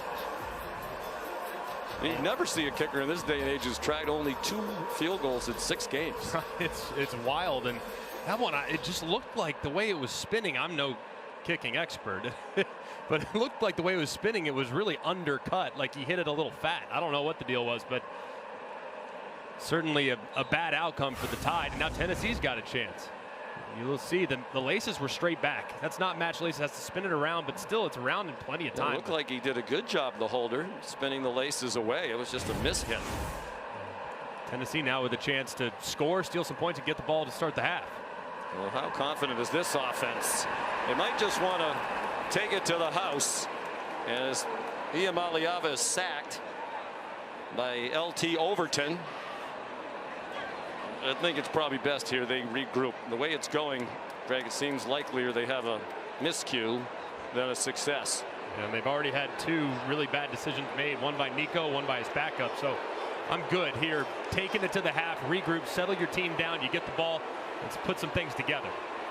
This is the first time Tennessee has had 3 straight scoreless first halves since 1963, when they were blanked in the first half by Mississippi State, Georgia Tech, and Alabama. And this was a team that nobody could stop earlier in the year when they were loading up on lesser foes. Here's Molly. I'm walking over to Kalen DeBoer right now. Coach, how is your team handling this difficult environment? Yeah, I mean, we've had some plays that we're losing. The first down right there. We aren't taking advantage of our opportunities, and so you have to say that it is affecting us some. But we got to keep working through it. And there's times we get in a rhythm, it's good. But obviously, right there, we lost it down. How do you continue to keep their quarterback uncomfortable? Yeah, I mean, just execute, be on the same page. Everyone's got to get off the ball at the same time. And we've done that. For the most part, we've done a good job. Thank you, Coach. Thank you. His team +2 in takeaways, 2-to-1 time of possession advantage, but the penalties have been a killer. We'll send you to the studio for the Capital One halftime report after this message and a word from our ABC station. On the 3rd Saturday of October rivalry, the SEC on ABC, brought to you by Burger King from Neyland Stadium in Knoxville, Tennessee. At the half, Alabama leading 7-0 in a matchup of 2 teams that are in the top 3 in the SEC in points per game. A lot of those numbers built up early in the season against lesser competition. Tennessee 3 straight first halves without a point. First time since '63. Alabama 10 penalties, second most in a half in the last 20 seasons. At 11 in the first half at Texas in 2022. And Nick Saban's team rallied to win that game 20-19. Sean McDonough and Greg McElroy, a lot of these things that the coaches had to address at halftime, particularly for Tennessee on offense. What gets them going? Well, you got to actually, you can't play much worse from a turnover standpoint, from a sloppiness standpoint, missing opportunities on downfield throws, and yet you're only down 7. So that's probably the message at the half to his young quarterback. But they really need to feed Dylan Sampson. Just 8 carries in the first half. He needs to be the featured player here early on. Nico Iamaleava, an errant pass intended for Chris Brazzell. Here's Molly.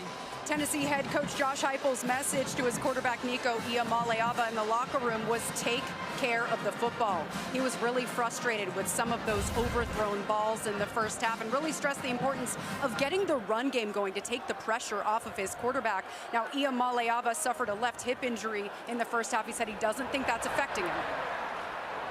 Dylan Sampson, as Greg said, wasn't as involved as you might expect in that first half.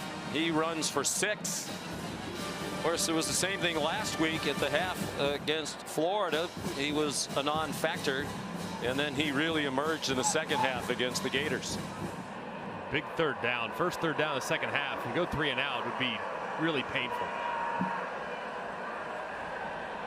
He had 19 yards rushing at the half last week, finished with 112 in the overtime win. Good throw and catch. Brew McCoy moves the chains.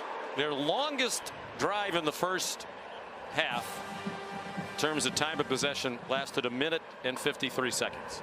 The longest one. They missed a field goal at the end of it. Deep throw. It is incomplete. Squirrel White was behind the defense for a moment, waited a long time for the ball to get there. Keon Sabb nearest in coverage. And Josh Heupel's right in what he said to Molly at the half. They had some chances early on deep completions where balls were overthrown. And Squirrel White really thought he should have had this one. He lands on that injured right shoulder. You see the wrap on his right shoulder, but it's right in his hands. It's pretty well defended, but when your quarterback's struggling and he finally gives you a chance, you'd love to reel it in. But White being tended to now, got to think that right shoulder continues to be a problem for him, and this unit has been really banged up. Squirrel's a junior from Birmingham, Alabama. Had a big game back home last year at Alabama. 10 catches for 111 yards and a touchdown from Joe Milton. Keon Sabb also banged up and off the field, the transfer from Michigan in that Alabama secondary. Both those guys just fighting through a lot of pain. So got to tip the cap to both of them. Not at 100%, but given that they're all here in the third Saturday in October. A little more history on 3 straight scoreless first halves. It's only happened one other time in the SEC in the last 20 years. Mississippi State in 2020. Iamaleava going from bad to worse for Tennessee on offense. Deontay Lawson took him down for a 10-yard loss. And really nicely done. Timed it up on the blitz. You have in-breaker from outside in. That is number 22, LT Overton. Lawson comes and cleans it up. Campbell's there as well. Just really well executed on the pressure. 3rd down and 20. 2 out of 6 on 3rd down in the first half. And this crowd, which was as alive as a crowd could be to start the game, is very silent now. Iamaleava scrambling for his life across the line of scrimmage and tackled well short of the first down at the 37-yard line by Jihad Campbell. 9-yard gain, and Tennessee will punt. It's a good job by Alabama. Gave up the first down on the slant to Brew McCoy, but standing tall, forcing a negative play, getting him out of schedule and getting off the field. Second punt for Jackson Ross. Cole Adams will try to return it, and he's tackled. There's also a flag down. It was the snapper, Matthew Solansky, who got down there to make the immediate tackle of Adams. Flag was thrown at the 20-yard line. There are 2 back around the line of scrimmage. 48-yard punt by Jackson Ross. Who had a career day at Alabama last year. Punted 5 times for a 53.2-yard average. Best day in Tennessee history for a punter with that many punts. There are 2 fouls on the play. Holding on the receiving team. Number 15, also holding on the receiving team. Number 20. Number 12, excuse me. That penalty will be enforced. At the end of the kick, it'll be first down. I never know, why did they pick me for number 12? Why don't you assess it on the other guy? It's a tough spot to be in there for Xavier Mincy, the freshman corner. A lot of freshmen on these special teams units for Alabama. And now to start the second half, they will be deep in their own end with Tennessee's band about 40 yards to their right. A very loud section of the stadium that Alabama's operating in. Pride of the Southland band. Big part of it makes the football experience here at Neyland Stadium one of the best in the country.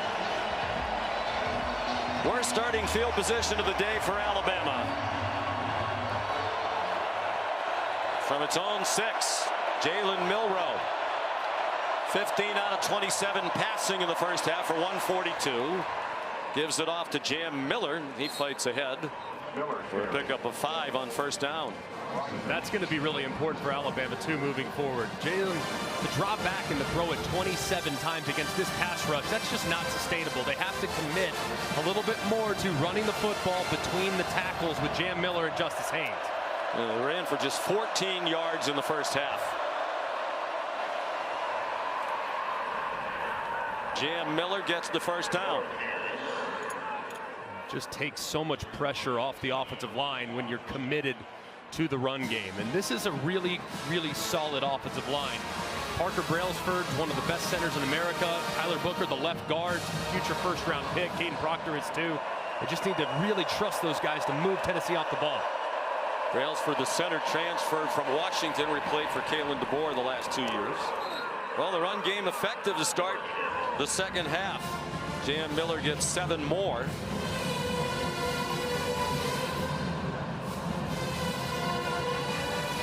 The average is better than 7 yards per carry for the year. Came in at 7.1, leading the Southeastern Conference. Only 3 per carry today. Similar formation to what they've run the last few plays. So probably looking at another run up inside.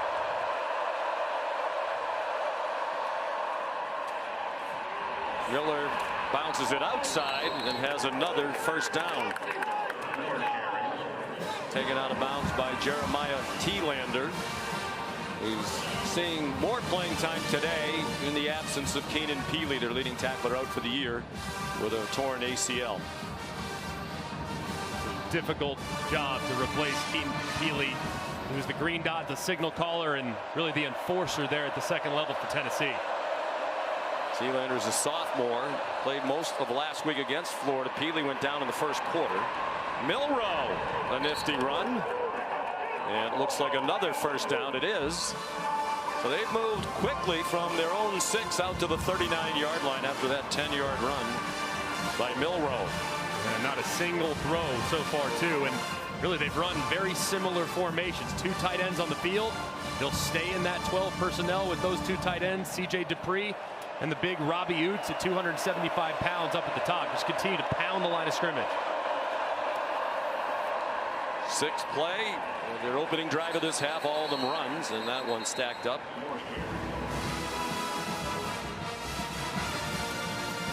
Justice Haynes.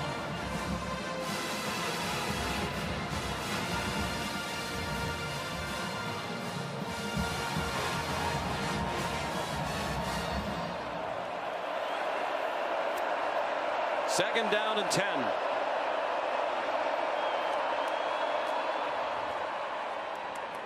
Seven straight runs, and Haynes again, he gets 5. He's averaged 6.4 per carry for the year. The right guard Jaden Roberts hobbling a little bit. He goes down to a knee, and I don't think this is one of those injuries you're questioning, because why would you go down right now with your team with some momentum on offense? Jaden Roberts did walk off the field under his own power. He went straight into the medical tent. He gets rolled up by James Pierce, who gets kind of thrown inside trying to make a tackle, and that left ankle just twists. It's good to see Roberts off on his own power, eager to get back in the game. Gino Vandemark, a transfer from Michigan State, is in. He's played as a backup in all 6 games so far this year. 3rd down and 5. 8th straight run comes up a yard short. Andre Turrentine, the safety, transfer from Ohio State, with the big stop. So Kalen DeBoer going with his guts, going to punt on 4th down and 2 from just shy of midfield. But they did flip the field, moving the ball from their 6 out to the 48. Yeah, I think they got to feel good about that opening drive. We're finally able to feel a little bit more balanced with the run game being a high priority, and you flip the field. So good decision, I think, too, to punt on 4th and short. James Burnip to punt again. Just did get it off. Fair catch made by Jermod McCoy at the 9. Here's Molly. Well, Sean, Tennessee wide receiver Squirrel Wright couldn't fully lift his right arm to take off his helmet, but I'm told he is insisting on returning to this game. And Greg mentioned he's been playing through this injury for a while now. He is refusing to let it keep him off the field, guys. Their leading receiver for the year coming in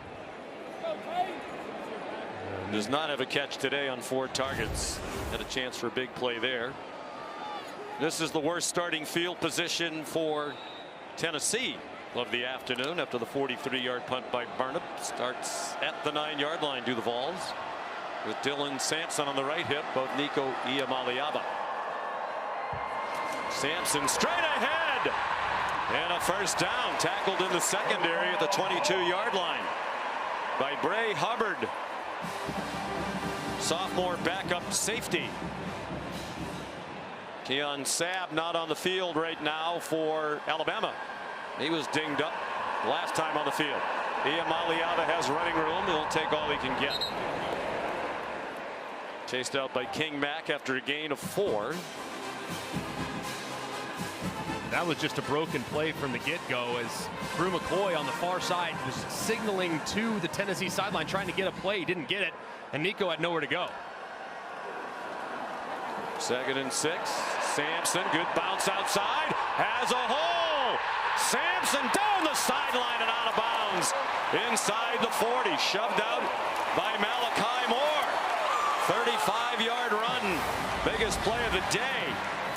Tennessee. And really nicely done on just a full counter all the way through, and nobody's there on the edge for Alabama, and Sampson takes off. He's maxed out at 22 miles an hour. He thinks he can hit 23. Just impressive speed there. Here he comes again. Knocked down by Deontay Lawson. We talked to the offensive coordinator, Joey Halsley, who is involved in the play calling, really a collaborative effort with Josh Heupel, about Sampson.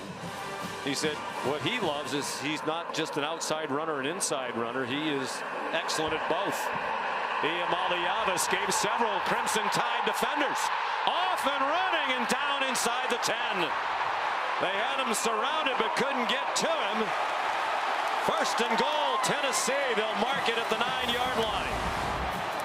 Kane Womack going with a similar pressure that dropped Nico a moment ago. This time, they have some guys get home, but he breaks a tackle and takes off, and he's a terrific runner in the open field.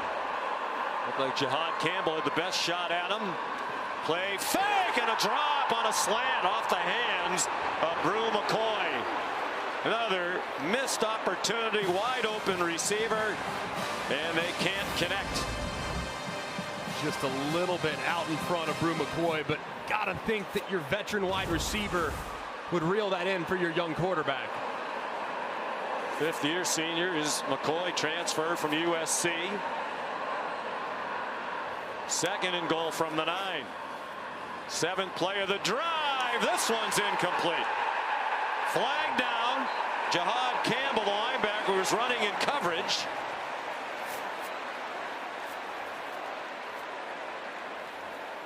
Pass interference, defense number 11. Now it's over the end zone. Therefore, by rule, the ball is placed at the 2-yard line and includes an automatic first down.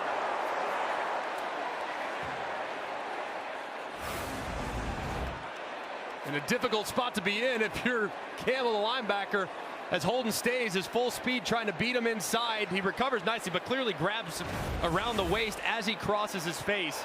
So a good call by the official. He was Holden Stays. Holden Stays, transfer from Notre Dame. Here's Dylan Sampson. Touchdown, Tennessee.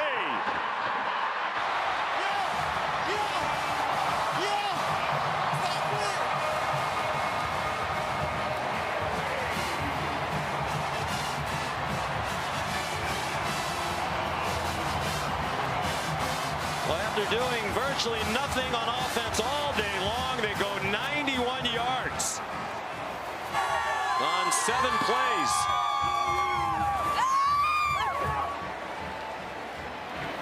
And now an extra point away from a tie. Max Gilbert. Sampson carried the ball on 6 of those 7 plays.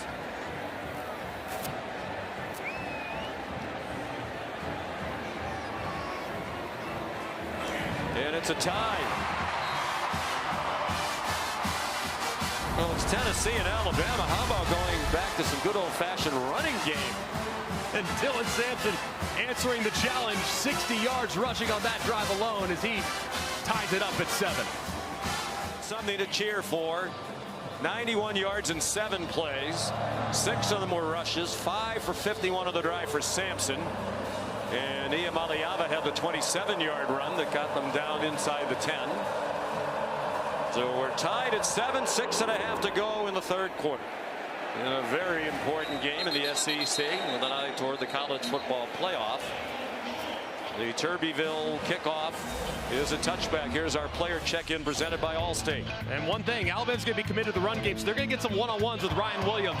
This is the one-on-one against Jermod McCoy. Look at the eyes from McCoy. Just incredible with his eyes. Plays the back shoulder beautifully. Intercepts the pass with one hand miraculously. Then Jalen learns from it. He looks the other direction at Ricky Gibson. Throws it perfectly. It's not as well covered, and it's resulted in a touchdown. So it's really more about players over plays, taking advantage of favorable matchups is what they're going to do in the passing game moving forward. Second possession of the half for Alabama. They had 7 straight runs on their opening possession. First pass of the half is complete. And it's Ryan Williams again for 13 yards. Jermod McCoy and Ryan Williams, that's been a battle all game long, and Ryan Williams with his 14th target. And his 7th catch. Nothing doing there. Jam Miller stopped by Caleb Herring. Listed as third-team defensive lineman. As we said, they go 3 deep across that 4-man defensive line. Really important for Jalen Milroe here to get half of this back, make third down more manageable, and get the ball out.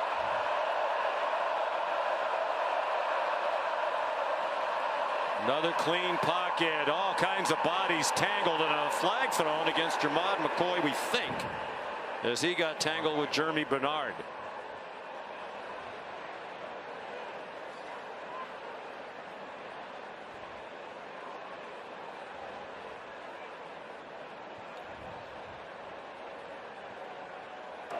Pass interference, defense number 3, 15-yard penalty from the previous spot, automatic first down. McCoy's a very physical corner, worked in press coverage, man coverage against Bernard. Bernard's trying to break it to the outside, and it's a pretty easy call there for the official. But at some point, Bama's going to take a shot. They really haven't tried anything downfield. At some point, it's coming, and that one looked like it might have a chance. Second pass interference call against the Volunteers today. From the 48 rather of Tennessee. Play action pass. Milroe wisely throws it away over the head of Jeremy Bernard. Tim Banks, the defensive coordinator, has been here all 4 years with Josh Heupel. Brought some pressure after Milroe's now 16 of 29 for 154. A touchdown and interception, and he's been sacked twice. There's Tim Banks on the right. That's the teep shot right there. I mean, they had it called. It was max protect, and yet you still don't have time to get it off. Tennessee, one of the best in the country with the pass rush, have allowed just 7 attempts over 25 yards. It's the second fewest in the country because of how fast they get home.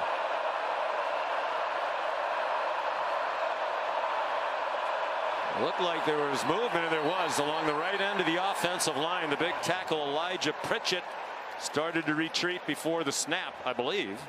Looked like the end flinched, too. Offside, defense number 97. A movement by the defense caused the offense to react. Okay. 5-yard penalty.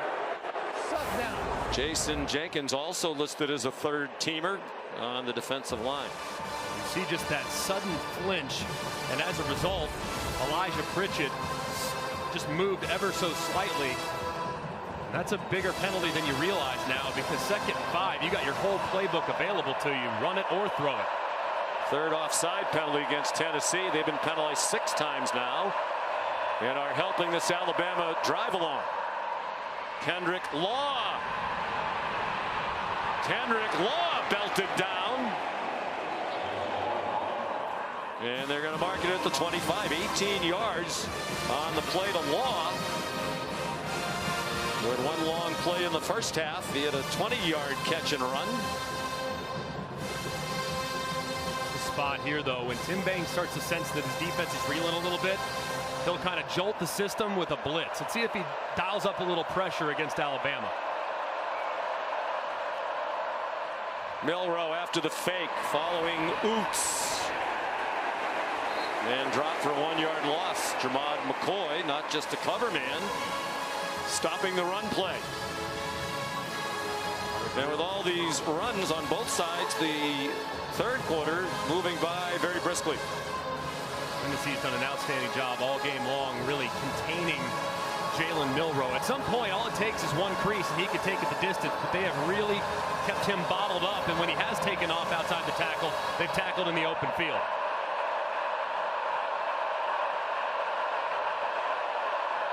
Second and 11. 4-man rush. All kinds of time. Open receiver and a first down. C.J. Dupree for a 12-yard gain. And there's a volunteer player down on the field, Jermod McCoy. And a timeout on the field with 4 minutes to go in the third quarter. Alabama driving in a 7-7 game.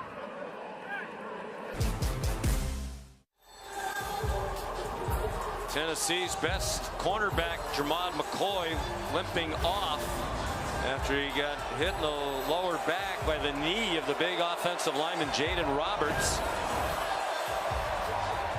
Usually when corner goes out, if I'm the offensive coordinator, I'm making a note of it. Jalen McMurray now is in, and he's up top against Jeremy Bernard. I'm going right at that new corner in the ball game. 7th play of the Alabama drive, trying to retake the lead. It led 7-0 at the half. Flip to Law, and he gets buried for a loss. Did well to hang on to the ball. Of course, if it hit the ground, it would have been an incomplete pass. Joshua Josephs there for Tennessee. 3-yard loss. Great recognition by Josephs. This is a play that Alabama ran really early in the game and had a ton of success out the right side. That time, Josephs recognizes it and drops it for another lost yardage play. 4 receivers to Milroe's left. One of them, the running back Haynes, who went in motion toward the line. They throw to the single coverage side. Williams was being held for a moment. You could see his jersey being pulled by Ricky Gibson III. That's the 15th target for Williams. He has a career high 7 catches today. And said it a moment ago, it might have gotten away with the tug of the jersey right there. Probably should have been holding on Ricky Gibson, but said you got to tack that fresh corner. They moved Gibson to the other side, and they're just a play late where they could have had a big play. That's 100% a penalty. Matt Austin, our referee, in agreement. 3rd down and 13. Jamon McCoy back on the field. Milroe will try it again into a crowd and incomplete. Threw a 50-50 ball. And it was Ricky Gibson who had the coverage. The sophomore, another Alabama native from Trussville. And another ball thrown into jeopardy by Jalen Milroe. It was a pretty good initial release by Ryan Williams, but he kind of stumbles as he gets beyond Gibson, who eventually catches back up and has it well defended. So here's Nicholson, who tried what would have been a career-long 54-yarder in this direction and hit it fat in the first half. This is to put them back on top. 35-yarder. And Alabama leads 10-7.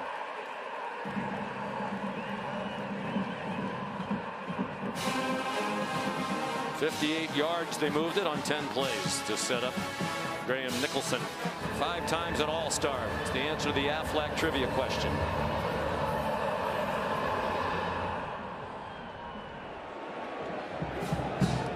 Kickoff from Connor Talty is a touchback.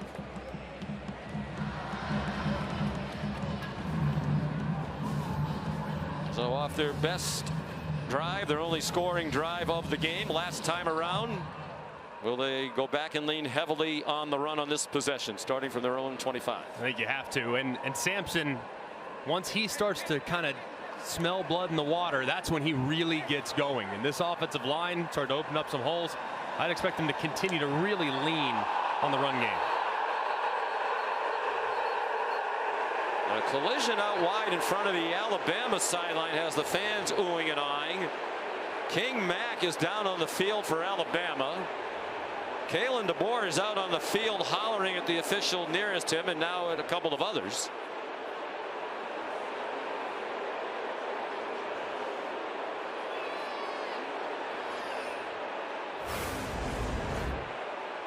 And this is just it's a fake penalty. I mean, King Mack, number 5 at the top, goes in and then all of a sudden just goes down. I mean, that's a fake injury. I mean, he's not hurt. He goes down to save Alabama some time, but Kalen DeBoer is really frustrated with the officials not really allowing Alabama, it appears, to substitute. So that's seemingly what they're talking about right now.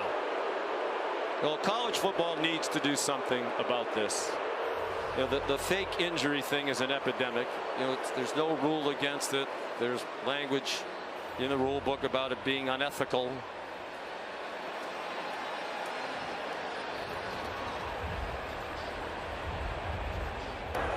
Legal substitution. Defense. Left the field, re-entered. 5-yard penalty. Remains first down. Well, that's a bizarre play. Let's bring in Matt Austin, see if he can provide some clarity. Matt, what do you think happened here? I think he's saying he should have been able to substitute.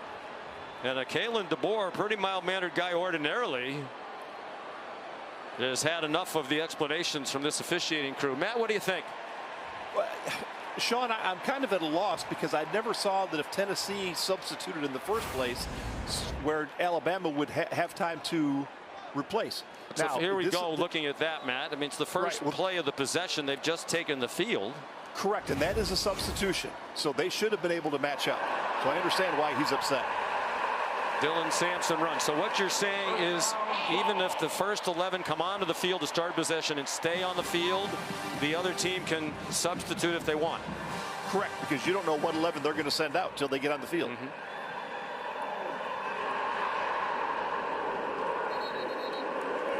So after a 13-yard gain on first down, a catch by Brew McCoy with a short one to the 41-yard line.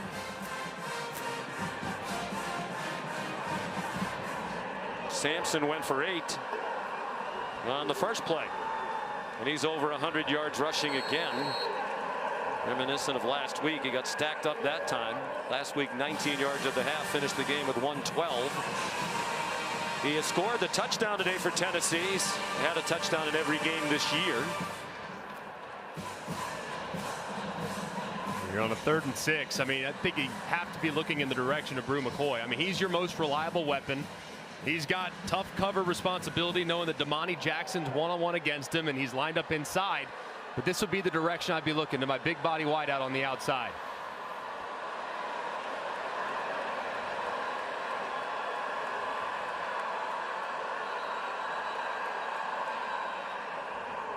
Timeout called by Tennessee. The play clock about to wind down. This will be a 30-second timeout. Probably a good timeout there by Josh Heupel too.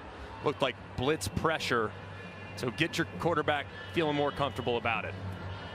Well, I'll go back to that substitution situation and the penalty called, 12 men on the field, and bring Matt Austin back in. So they did have the right to substitute. I guess the question I would have when we saw men running on and off and on and off, Matt, is how much do they need to be allowed in terms of substituting? How long could this go? How many people can you send on and off? Well, it's the normal substitute. The problem is the referee never went into substitution mechanics. He never put his arms out in the iron cross to let the defense know that they now have time. So the coach was upset. He knows he should have had time to substitute. The referee wasn't aware that it was this, or wasn't calling it a substitution, though he should have. So I understand why the coach is upset. He went ahead and sent his players in to, I guess, prove the point that he should have had a chance to substitute. The reason they got the foul is one guy went in and then came back out, or went out then came back in. You can't do that. I understand the frustration too. I mean, Kalen DeBoer is not usually a guy that's overwhelmingly animated unless he knows for sure that he is right. And I believe, like Matt said, that was poor mechanics by the officiating crew. You know, he's upper Midwest nice from South Dakota. Remember, both of these coaches are natives of South Dakota. The only two FBS head coaches of the 134 who are from South Dakota.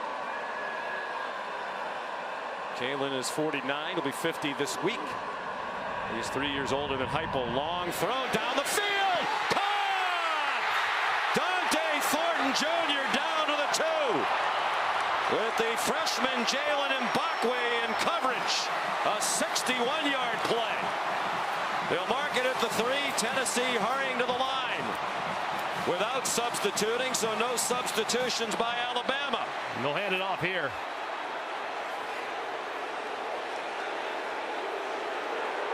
Crowd boos. Alabama players standing over the ball. The officials tell them to get away and get ready. To the end zone. Touchdown! Dylan Sampson again.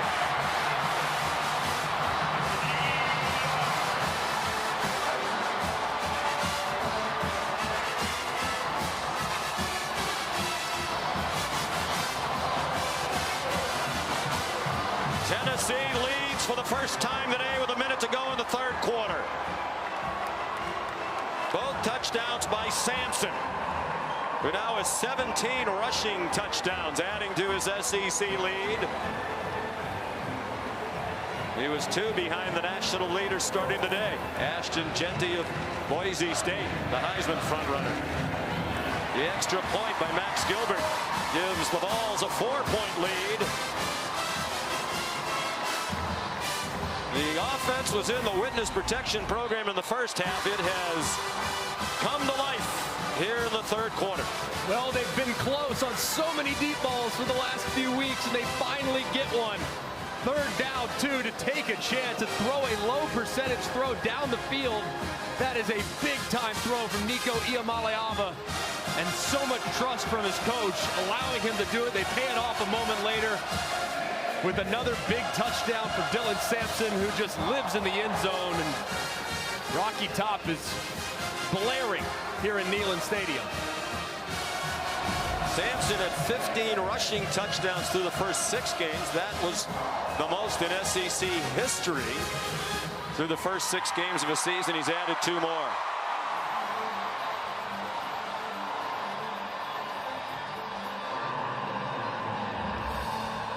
61-yard pass play, just shy of the longest of the season for Tennessee. The long was 66. Josh Turbyville kicks off, sophomore from right here in Knoxville. No chance for Kendrick Law to bring that back. Here's today's college football rankings, brought to you by Verbo, the big one tonight. Top ranked Texas and number 5 Georgia. As soon as we're finished here, it'll be on ABC. Oregon a big winner earlier this week. Penn State and Ohio State idle. Miami wins again. LSU needs to be very careful. Newly minted in the top 8, going on the road to Arkansas. Very dangerous team that Tennessee is very aware of, and in a rivalry game, be very careful if you're the Bayou Bengals. They gave the Vols their only loss in Fayetteville. Milroe throws, caught. Ryan Williams spun down at the 30, a gain of 5. He has 17 targets now and 8 catches. The next most targeted wide receiver is Jeremy Bernard with 4. Clearly, Milroe looking for him time and time again with good reason. Bernard delivers a stiff arm, and it's effective, and a flag thrown, 2 flags thrown. Likely a face mask there as McCoy got engaged with Bernard. Could be on Bernard too. I mean, his hand was up into the face mask of McCoy. Personal foul, face mask, defense number 3. 15-yard penalty from into the run, automatic first down. Both guys all over the face mask. You see Bernard up into the face mask of McCoy, and McCoy up in the face mask of Bernard. And for McCoy, he's the one that gets caught. I'm going to go right. Stay there. Stay there.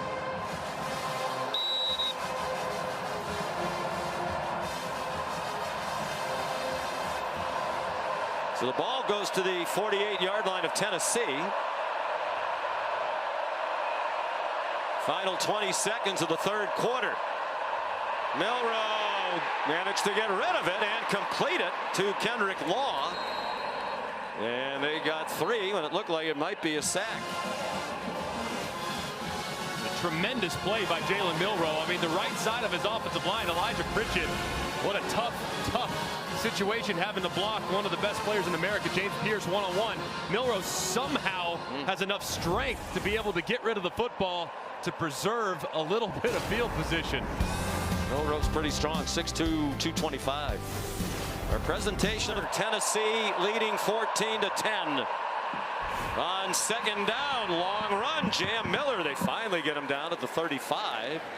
He got 11 on 2nd and 8. And he's a little slow to get up. Christian Charles made the tackle. Really nice run there by Jam Miller. And this part of the field, 1st and 10. You got Tennessee on their heels just a little bit. This might be a spot where I'm thinking a deep shot down the field. Either a deep shot or a quarterback run here against what's likely to be an aggressive play call from Tim Banks.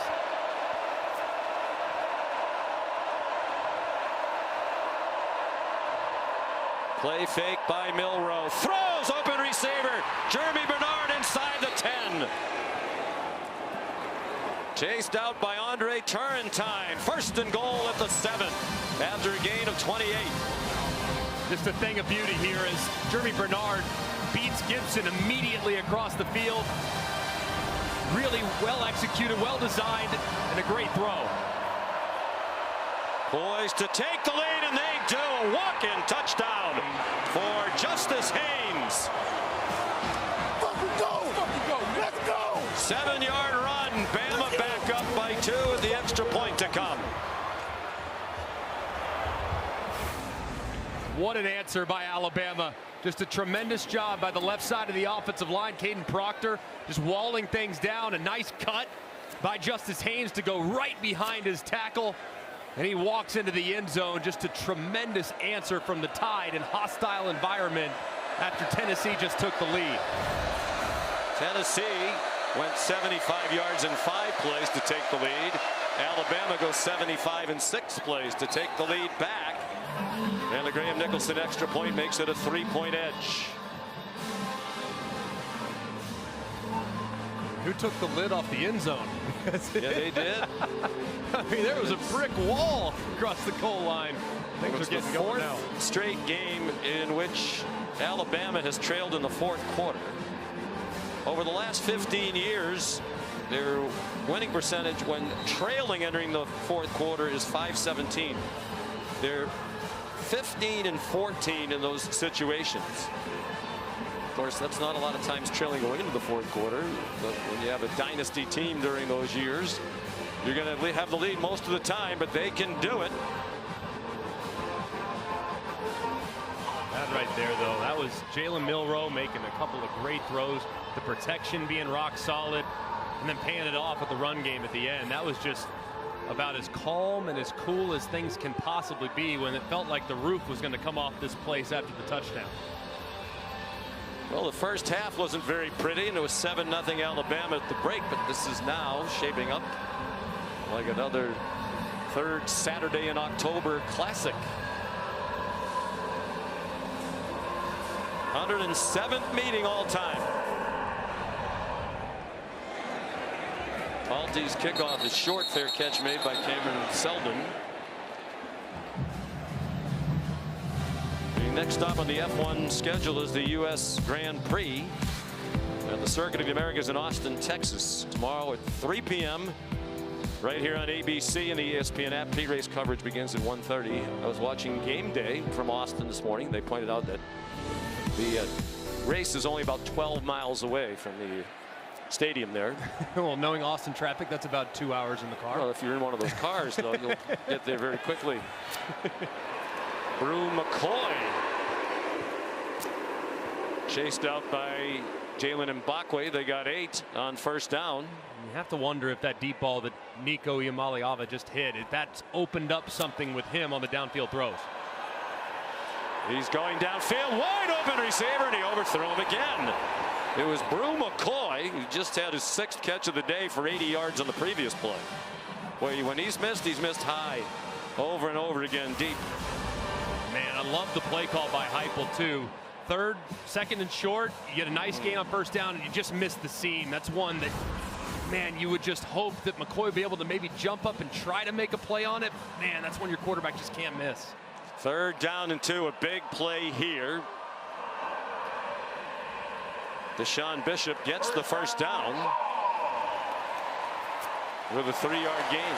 Speaking of game day, I heard your former coach Nick Saban on game day this morning say when he coached Alabama, the Tennessee game was their biggest rivalry game. Bigger to the players than Auburn. Deep throw and an incomplete pass through the hands of Brazel. Not sure he could have caught it in bounds. That surprised me. He said that never had to get the players up for Tennessee. That wasn't always the case for Auburn. Well, Tennessee is one that, I mean, is so big as players. It's so big for the fan bases too. I mean, especially those that live in North Alabama, South Tennessee. It's just a massive rivalry, and one that just with such a storied history, and it's a treat. It's a privilege to have a chance to have played in it 5 times. It really is. 2nd and 10. I did also with the remote watch you on SEC Nation this morning. Here's Nico Iamaleava close to another 1st down, and you said on that show you think both of these teams are capable of winning a national championship. Do you still think that based on what you've seen today? I think they can. It's just about where do they go from here. Based on where they're at and how they're playing today, it's unlikely. But with the 12-team playoff, it might very well turn into the team that's playing best at the right time.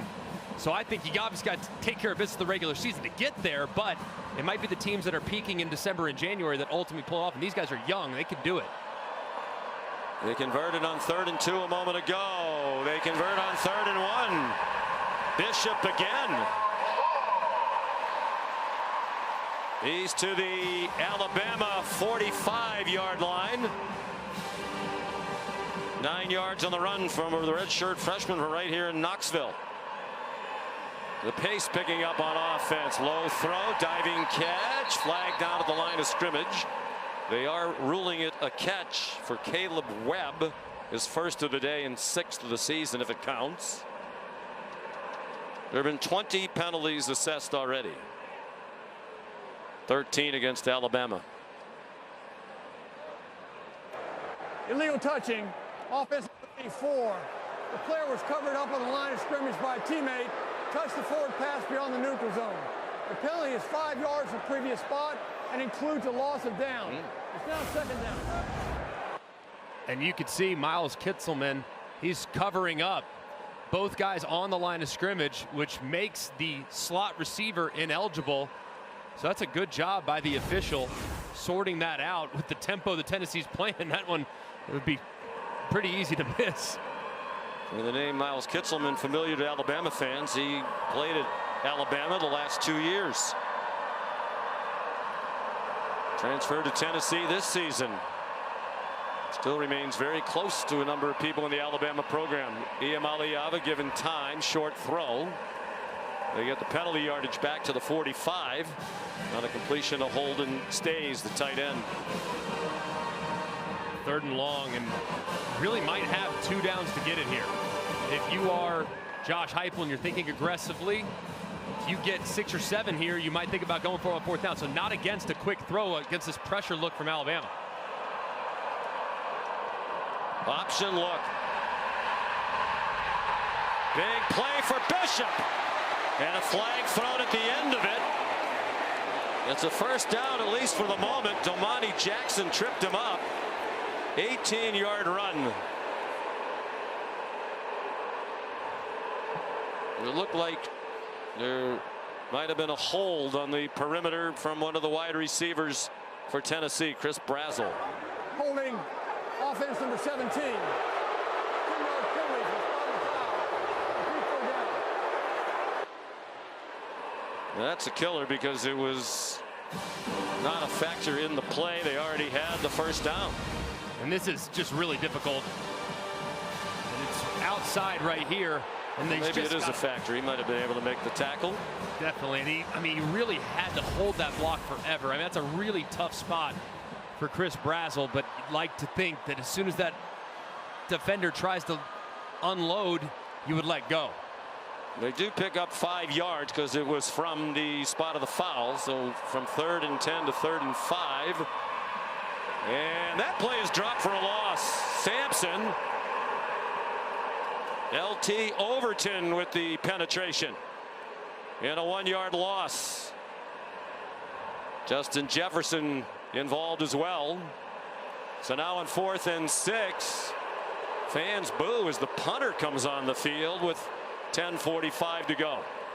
Yeah, and if you're Alabama, you thinking, hey, be alert for a fake punt here, because this right here is fake punt all day long. So probably go punt return safe and keep your eyes in the backfield.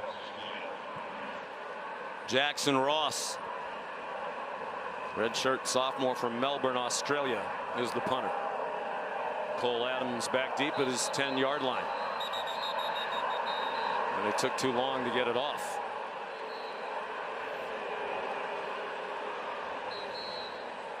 And these coaches are wearing out the nearest officials to them. Offense, 5-yard penalty. Remains 4th down.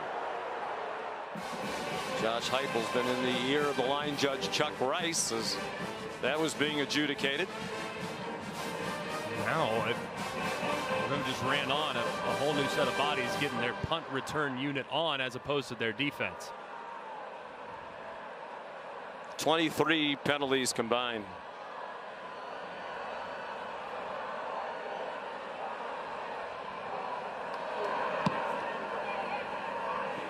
End over end. And it takes a great bounce. It'll be down inside the 3-yard line.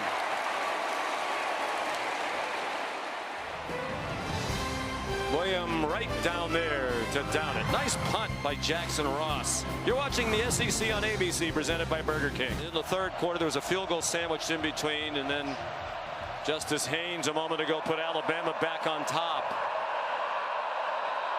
1st and 10, tied after the good punt. Marked at the 4-yard line. Haynes across the 5, and that's it. Well, I'm a believer, Greg, in this Tennessee defense. They came into today 4th in the country in scoring defense at 10.7 per game. Texas, Army, and Ole Miss, the only 3 teams better, and they're legit. They're really good, and they are deep, too. This is Alabama's 70th offensive snap, and yet the pursuit is relentless for Tim Banks.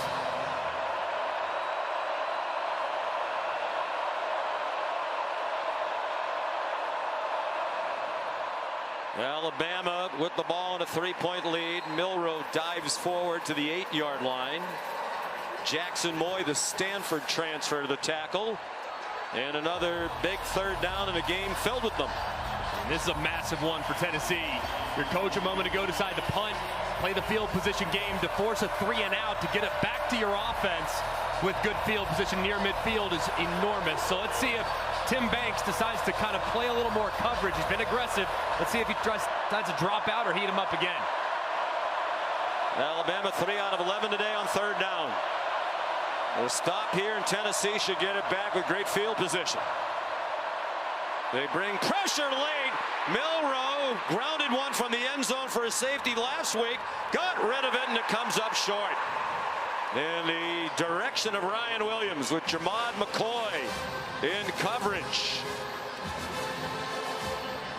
Terrific job by Tennessee's defense. They ramp up the pressure again. It's well covered downfield. Jalen tries to make something happen by escaping to his right, and there's just nobody home. Just excellent execution from the Volunteers defense. 4th 3-and-out of the day for the Crimson Tide. James Burnup's 6th punt of the day. Short kick, but the deep man, Cameron Selden, is way back. Let it bounce. Fortunate for him, it didn't bounce very far. 45-yard punt. Tennessee down by 3. The Vols will start at their own 46. When we come back to sluggish, to be kind, first half offensively for both teams. Alabama had the only touchdown on a Ryan Williams catch. There have been 23 penalties. But if you're striving for the positives, Alabama's had only 3 in the second half. Only 23? Like more at times. I feel like I was watching the Monday Night Football game the other day. I thought that was a lot, but I think we've surpassed the total number of flags that crew threw. Dylan Sampson, the running back. He's been a big part of the improved offense. Iamaliava kept it and slid to the 49-yard line of Alabama with a 5-yard pickup. This is the 2nd best starting field position of the game for Tennessee. I think if you're Tennessee, you stay committed to the run game. And I think now Nico's factor as well. Running out of time, and a low throw out in the flat for Sampson. Jeremiah Alexander brought some pressure. 3rd and 5. You're kind of in a bit of a tweener down here. Really 2 options for Josh Heupel. You can run the ball with Sampson. I think kind of like that too. Had a lot of room to the outside, or you throw it in the direction of Brew McCoy because he's your most reliable weapon, and he's had a very productive 3rd down run here to start the second half. He's lined up at the bottom of the screen. I'm a little surprised 2nd and 5 they didn't stick with the run, which has worked so well in the second half. Up to 186 rush yards for the game now. Fake one way, throw the other, and it's too far out in front of his receiver, but there are flags down. Intended for Brazel. Delmonte Jackson had the coverage. Crowd thinks there was a hold around the 30-yard line, and they are going to be correct. Holding, offense, defense, number 10. 10-yard penalty, previous spot, automatic 1st down. Well, Ken Williamson's allowed to be off target once when he's had to call this many penalties. 14 for an even 100 yards now against Alabama. They're at the 39-yard line. Max Gilbert is a freshman, redshirt freshman field goal kicker. He's missed only 2 all year, but both from 53 yards. One of those today. Dylan Sampson spins down at the 32-yard line. Quay Rousseau made the tackle. 18 carries, 113 for Sampson. And there's Gilbert getting ready should he be called upon. Sampson again. First down, Tennessee at the 21-yard line. Mr. Iamaleava loves it. It's rinse and repeat for Josh Heupel in Tennessee. I mean, they have Alabama on their heels. Hands are on the hips of some of these defenders. The run game is really starting to click. They got to stay committed to it.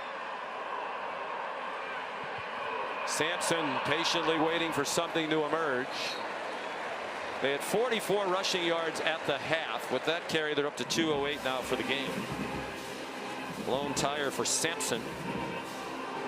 You know, the way they hurry up and spread you out, I think the perception of Josh Heupel's team has been that they're a passing team. But this is a head coach 6 years in a row. His teams have rushed for 2,000 yards or more every season.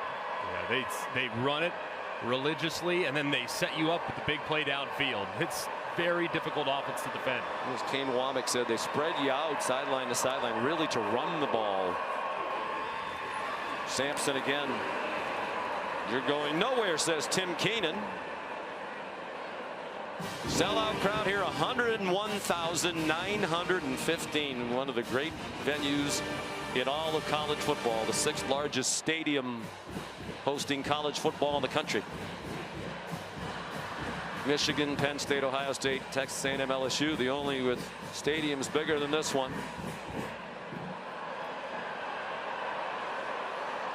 They asked for an orange out from the fans, and they've delivered. They've delivered the noise as well. 3rd down, 5.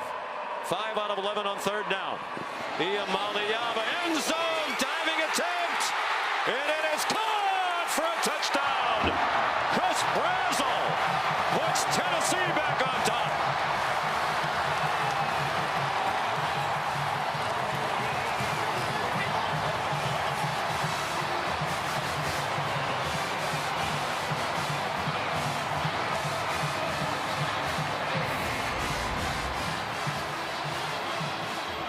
What an effort by Brazel.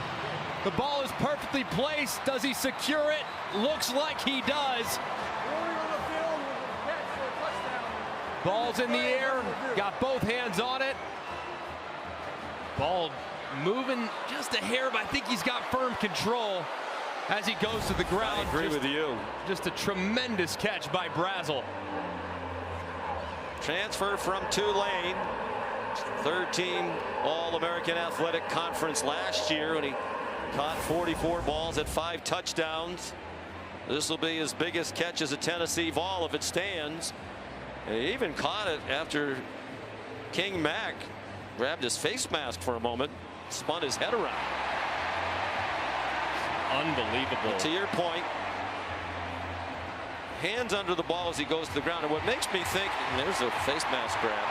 What makes me think it's a catch, too, is the official, the back judge on the back line. He has that view of it.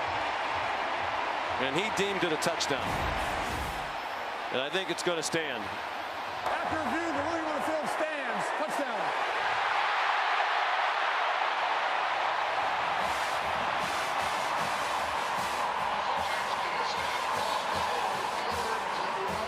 That was a great drive for Tennessee and really set up by their defense by getting that 3 and out against Alabama's offense deep in their own end. They get great field position as a result, and they pay it off with a big touchdown.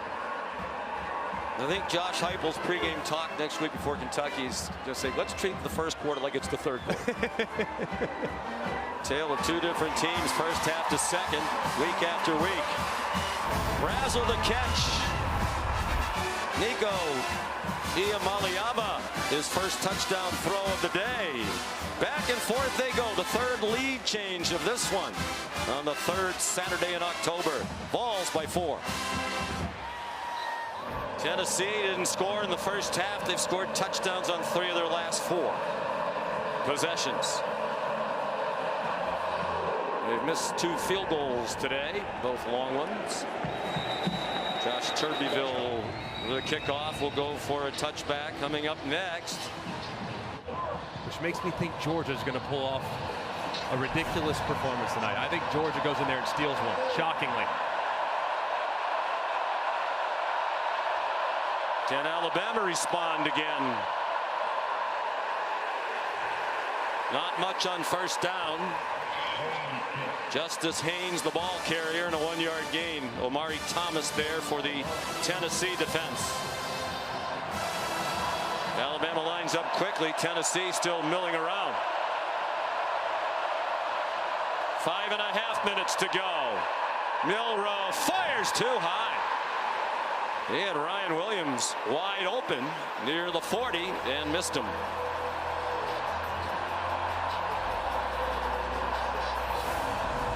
Just a big miss there by Milroe. I mean, Williams is open over the middle, and he's got plenty of space. You just got to drop that in there and allow your receiver to work. And a big third down now for Tennessee. This ferocious pass rush. Try to tee off. Keep an eye on number 27, James Pierce, working against the right tackle, Elijah Pritchett. Loudest it's been all day, and that's saying a lot. Looked like Tennessee might have been offside. No flag. And Milroe down. James Pierce got there. Kalen DeBoer out on the field, wondering where's the flag. He certainly thought the Volunteers were offside. It did look like he got a slight head start, but did he time it perfectly? Man, it looks like he's just barely in the neutral zone. It's a bang-bang play. One, I think you could call it. You could also leave it in your pocket. Very close.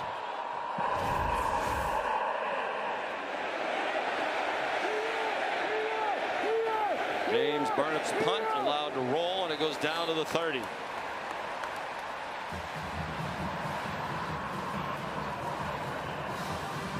The snapper Neveland Hibbett down that 48-yard punt. Now it's Tennessee with the ball and the lead with 4:39 to go. Alabama in possession of all 3 of its timeouts. This has turned into, I'm not sure it's a classic when a game with this many penalties and turnovers and mistakes.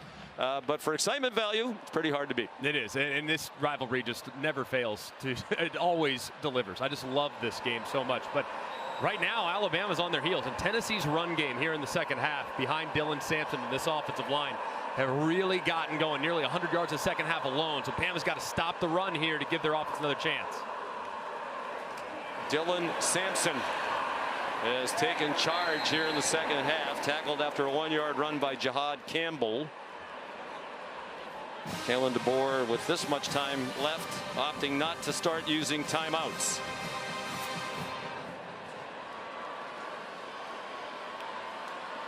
Got to think too, if I'm Tennessee, I'd rather run it between the tackles. That's where Dylan Sampson makes most of his hay, and use some counteraction, but I want to hit it downhill so his speed and power can be emphasized, and you can maybe run through some fatigued defenders. Up to 129 yards rushing for Sampson. He had 35 at the half. But he also had 6 carries at the half. He now has 23 for the game. Deontay Lawson stopped him. And again, Kalen DeBoer is going to let the clock roll.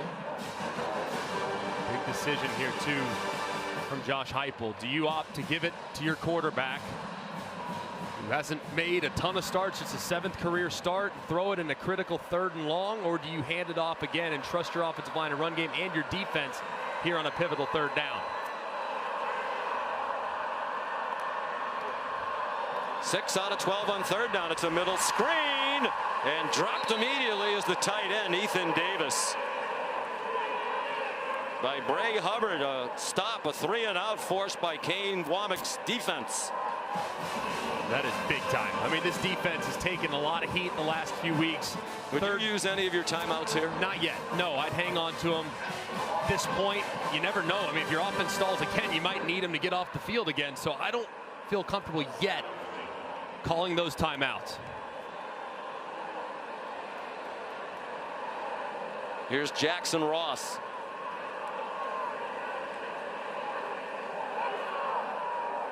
His fourth punt. They let the play clock go all the way down. There's a flag down at the line of scrimmage.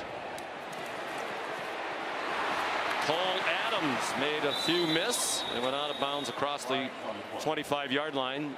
Important that it's 4th down and 6, because if it's against Alabama for 5 yards, it still wouldn't be a Tennessee first down. They're over asking Kalen DeBoer about it, so apparently it's against Tennessee.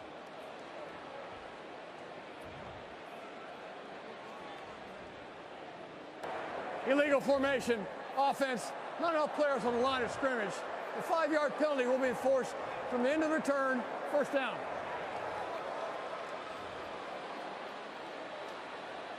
Well, the last time they had the ball, and there have been 24 penalties assessed, that one at the end of the run. At the end of this game, though, Greg, and let's bring in Matt Austin, it might be about a flag that wasn't thrown. Matt, what do you think on this play?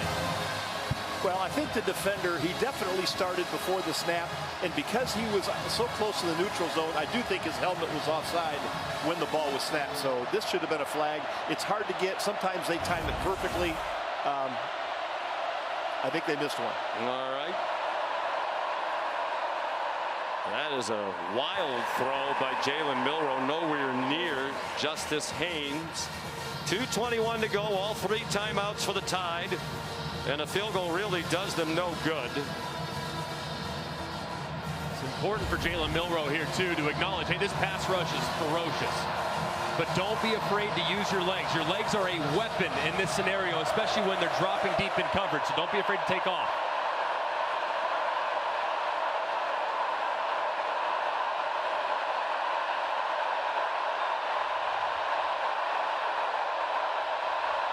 Play clock at 5.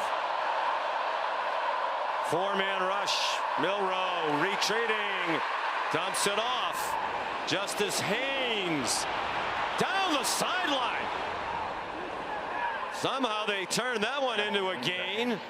Out just shy of the line to gain. It'll be 3rd down and a little more than 1. And the 2-minute timeout will happen before they snap it again. 2 minutes to go, all 3 timeouts. Alabama still has 61 yards to cover, fighting the balls in this sellout crowd.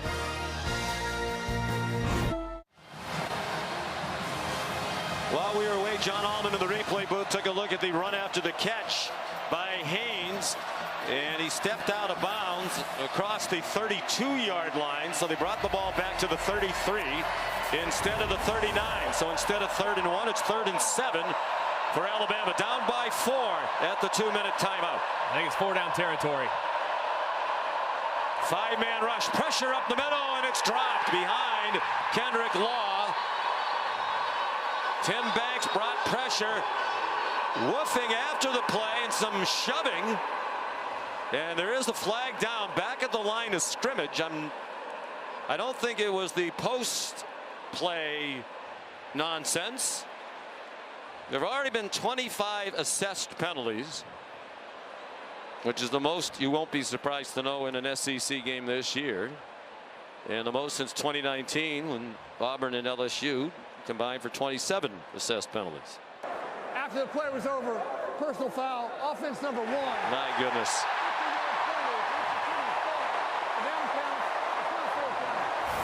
And the down counts. Just a terrible decision by Kendrick Law.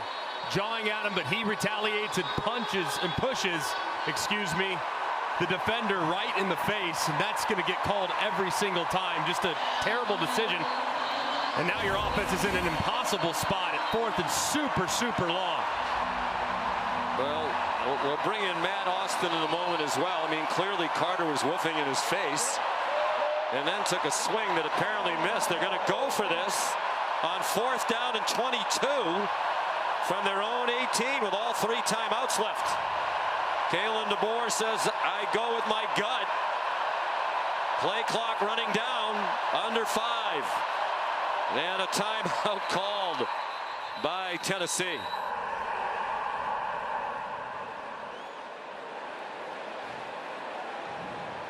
Carter snap. Timeout. Tennessee. First timeout of the half. Matt, I would like to go back because that's a huge penalty, obviously. Instead of 4th and 7, 4th and 22. You know, clearly, Law shoves Carter, but it's after Carter gets right in his face. Please put 1 minute, 55 seconds. Thank you. Thank you. What happened to taunting?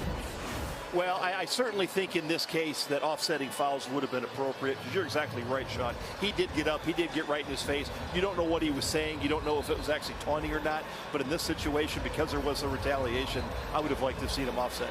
Yeah, I would agree with you. You know, that's a very tough one to throw, especially where clearly Carter was right in Law's face.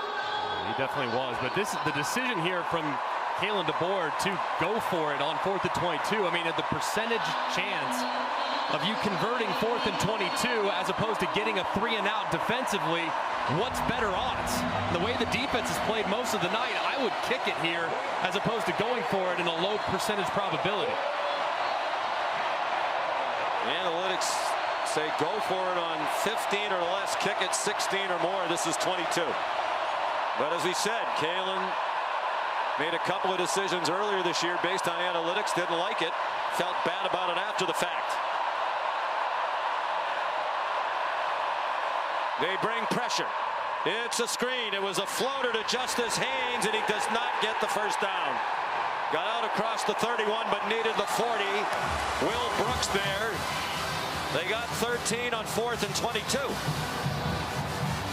But now they desperately need 3 straight stops, use their timeouts, force a field goal try or a 4th down attempt by Tennessee, and hope they get the ball back one more time for a miraculous opportunity to win it or tie it. And this is just a critical error by the freshman Ryan Williams. He's got to go block.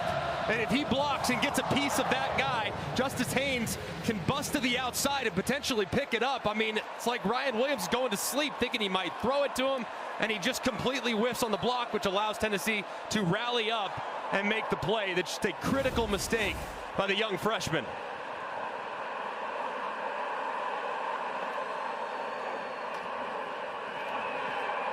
Sampson goes ahead for about 4. Timeout called by Alabama. The Tide still with 2 remaining. Timeout. Alabama. Second timeout this half. He's at 1 minute, 44 seconds. On the game clock.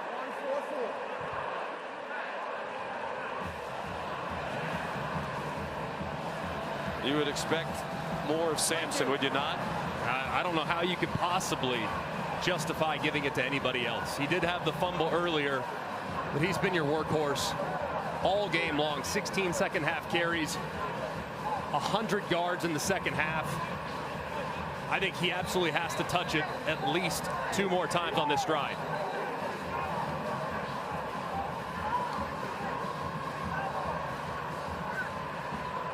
Tale of 2 halves, as was the case when they rallied last week to beat Florida. Each team with 1 loss, both 5-1. Critical game in the SEC race, and with an eye toward the 12-team college football playoff.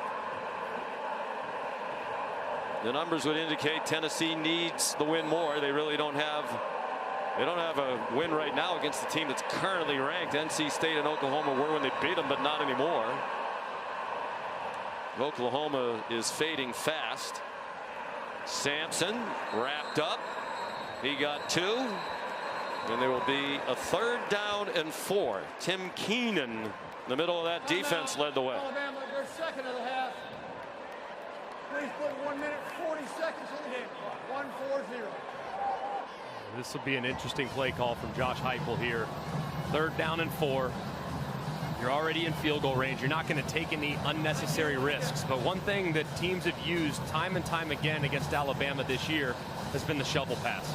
And that's something that Tennessee has used repeatedly over the years, and it's been very successful for them.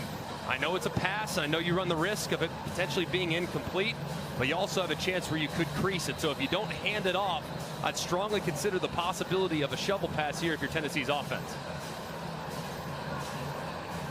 And if they're stopped and it's 4th and short, it'll be interesting what Josh Heupel's decision would be. Would he go for it after Alabama has used its last timeout, or would he try to take a 7-point lead on the foot of the redshirt freshman kicker who's missed 2 long field goals today, both from 50 and beyond? 6 out of 13. The ball's on 3rd down today. 3 out of 5 in this quarter. The 1st down and it's ball game over in all reality, and they don't get there. Good job by the Alabama defense. Malachi Moore, the safety up there. Timeout, 4th and 2. What are you going to do, Josh? Timeout. Alabama, 3rd and final timeout of the half. 30-second timeout. What would you do, Greg McElroy? I'd kick the field goal. I know my kicker has already missed 2 already, but the defense has been playing really, really good. Put them on the field and let your star pass rushers see if they can take over the game. So I'd kick it, see if you can make it a 7-point game, and then let your defense try to win it for you on the field. The analytics say go. And that's at 4th and 1 on the graphic. It's a long one. It's almost 2. Max Gilbert has had the 2 misses today from 50 and 53. But for the year, he's 11 for 11 inside of 50. And they are sending him on the field to make it a 7-point game. It'll be a 41-yard try.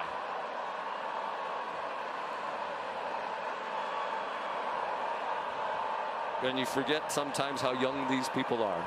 So you see the headshots or the pictures inside the helmet. Redshirt freshman from Memphis. Good for him. Right down the middle. It's a 7-point game with a minute and a half to go. But hope for Kalen DeBoer in the tie, because had they gone for it and gotten it, definitely game over. You know, we saw this last week. You mentioned it in real time as we were watching the Alabama game against South Carolina. They had a 3rd down conversion late in the game on the first snap from the 2-minute timeout. Had they just gone down in the field of play, I believe it was Jeremy Bernard, the game was over. Right. He scored. They led by 7. It gave South Carolina another chance. They went down and scored. Yeah, and almost had a chance too after the onside kick recovery to have some mayhem. But these moments right here, I mean, these moments from Tennessee's pass rush standpoint, this is why you come to Tennessee, to see if you can end the game with a big sack. And then from an Alabama standpoint, this is why you go and play for the Crimson Tide, to have the chance down 7 in hostile territory to go and see if you can make a memory. Just a remarkable game and a huge opportunity for both sides.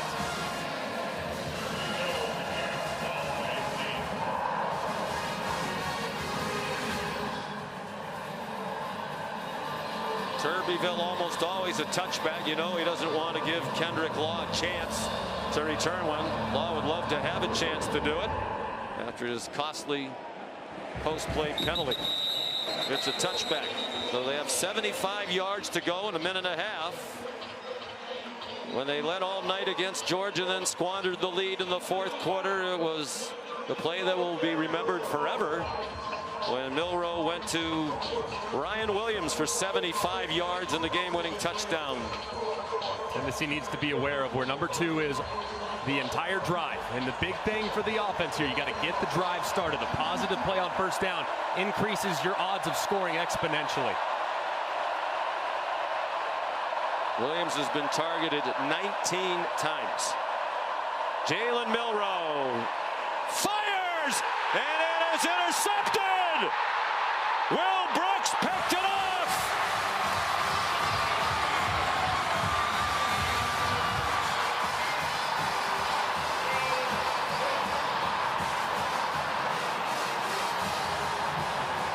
Second interception thrown by Milroe, and that one will wrap it up for Tennessee. A huge play by Will Brooks, the Birmingham, Alabama native.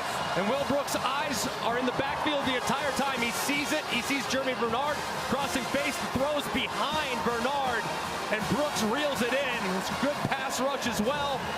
Just a big-time play by Brooks on the errant throw from Jalen Milroe. His 2nd interception of the year. The first one he took back 85 yards for a touchdown in their rout of North Carolina State. So after the win against Georgia, when they were the talk of college football, rose up to #1. A stunning loss to Vanderbilt, a very narrow and harrowing win at home against South Carolina, and now just their second loss in the last 18 meetings against Tennessee. They are lighting the cigars, as is the tradition in this rivalry. And apparently no age restrictions on that. Just a remarkably gutsy effort from Tennessee. Nothing going offensively in the first half.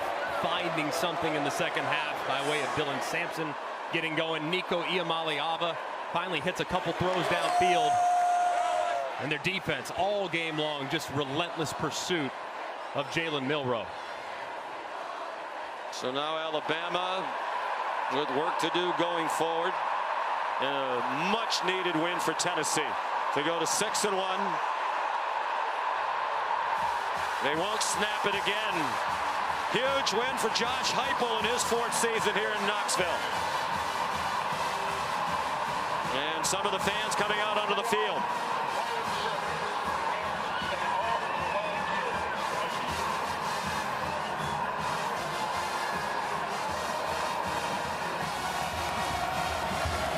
First time that Alabama has had more than one loss entering November since 2007, which was Nick Saban's first season as head coach of the Crimson Tide.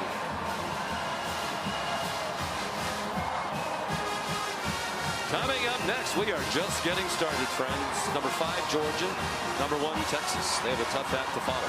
Final score, Tennessee 24 and Alabama 17.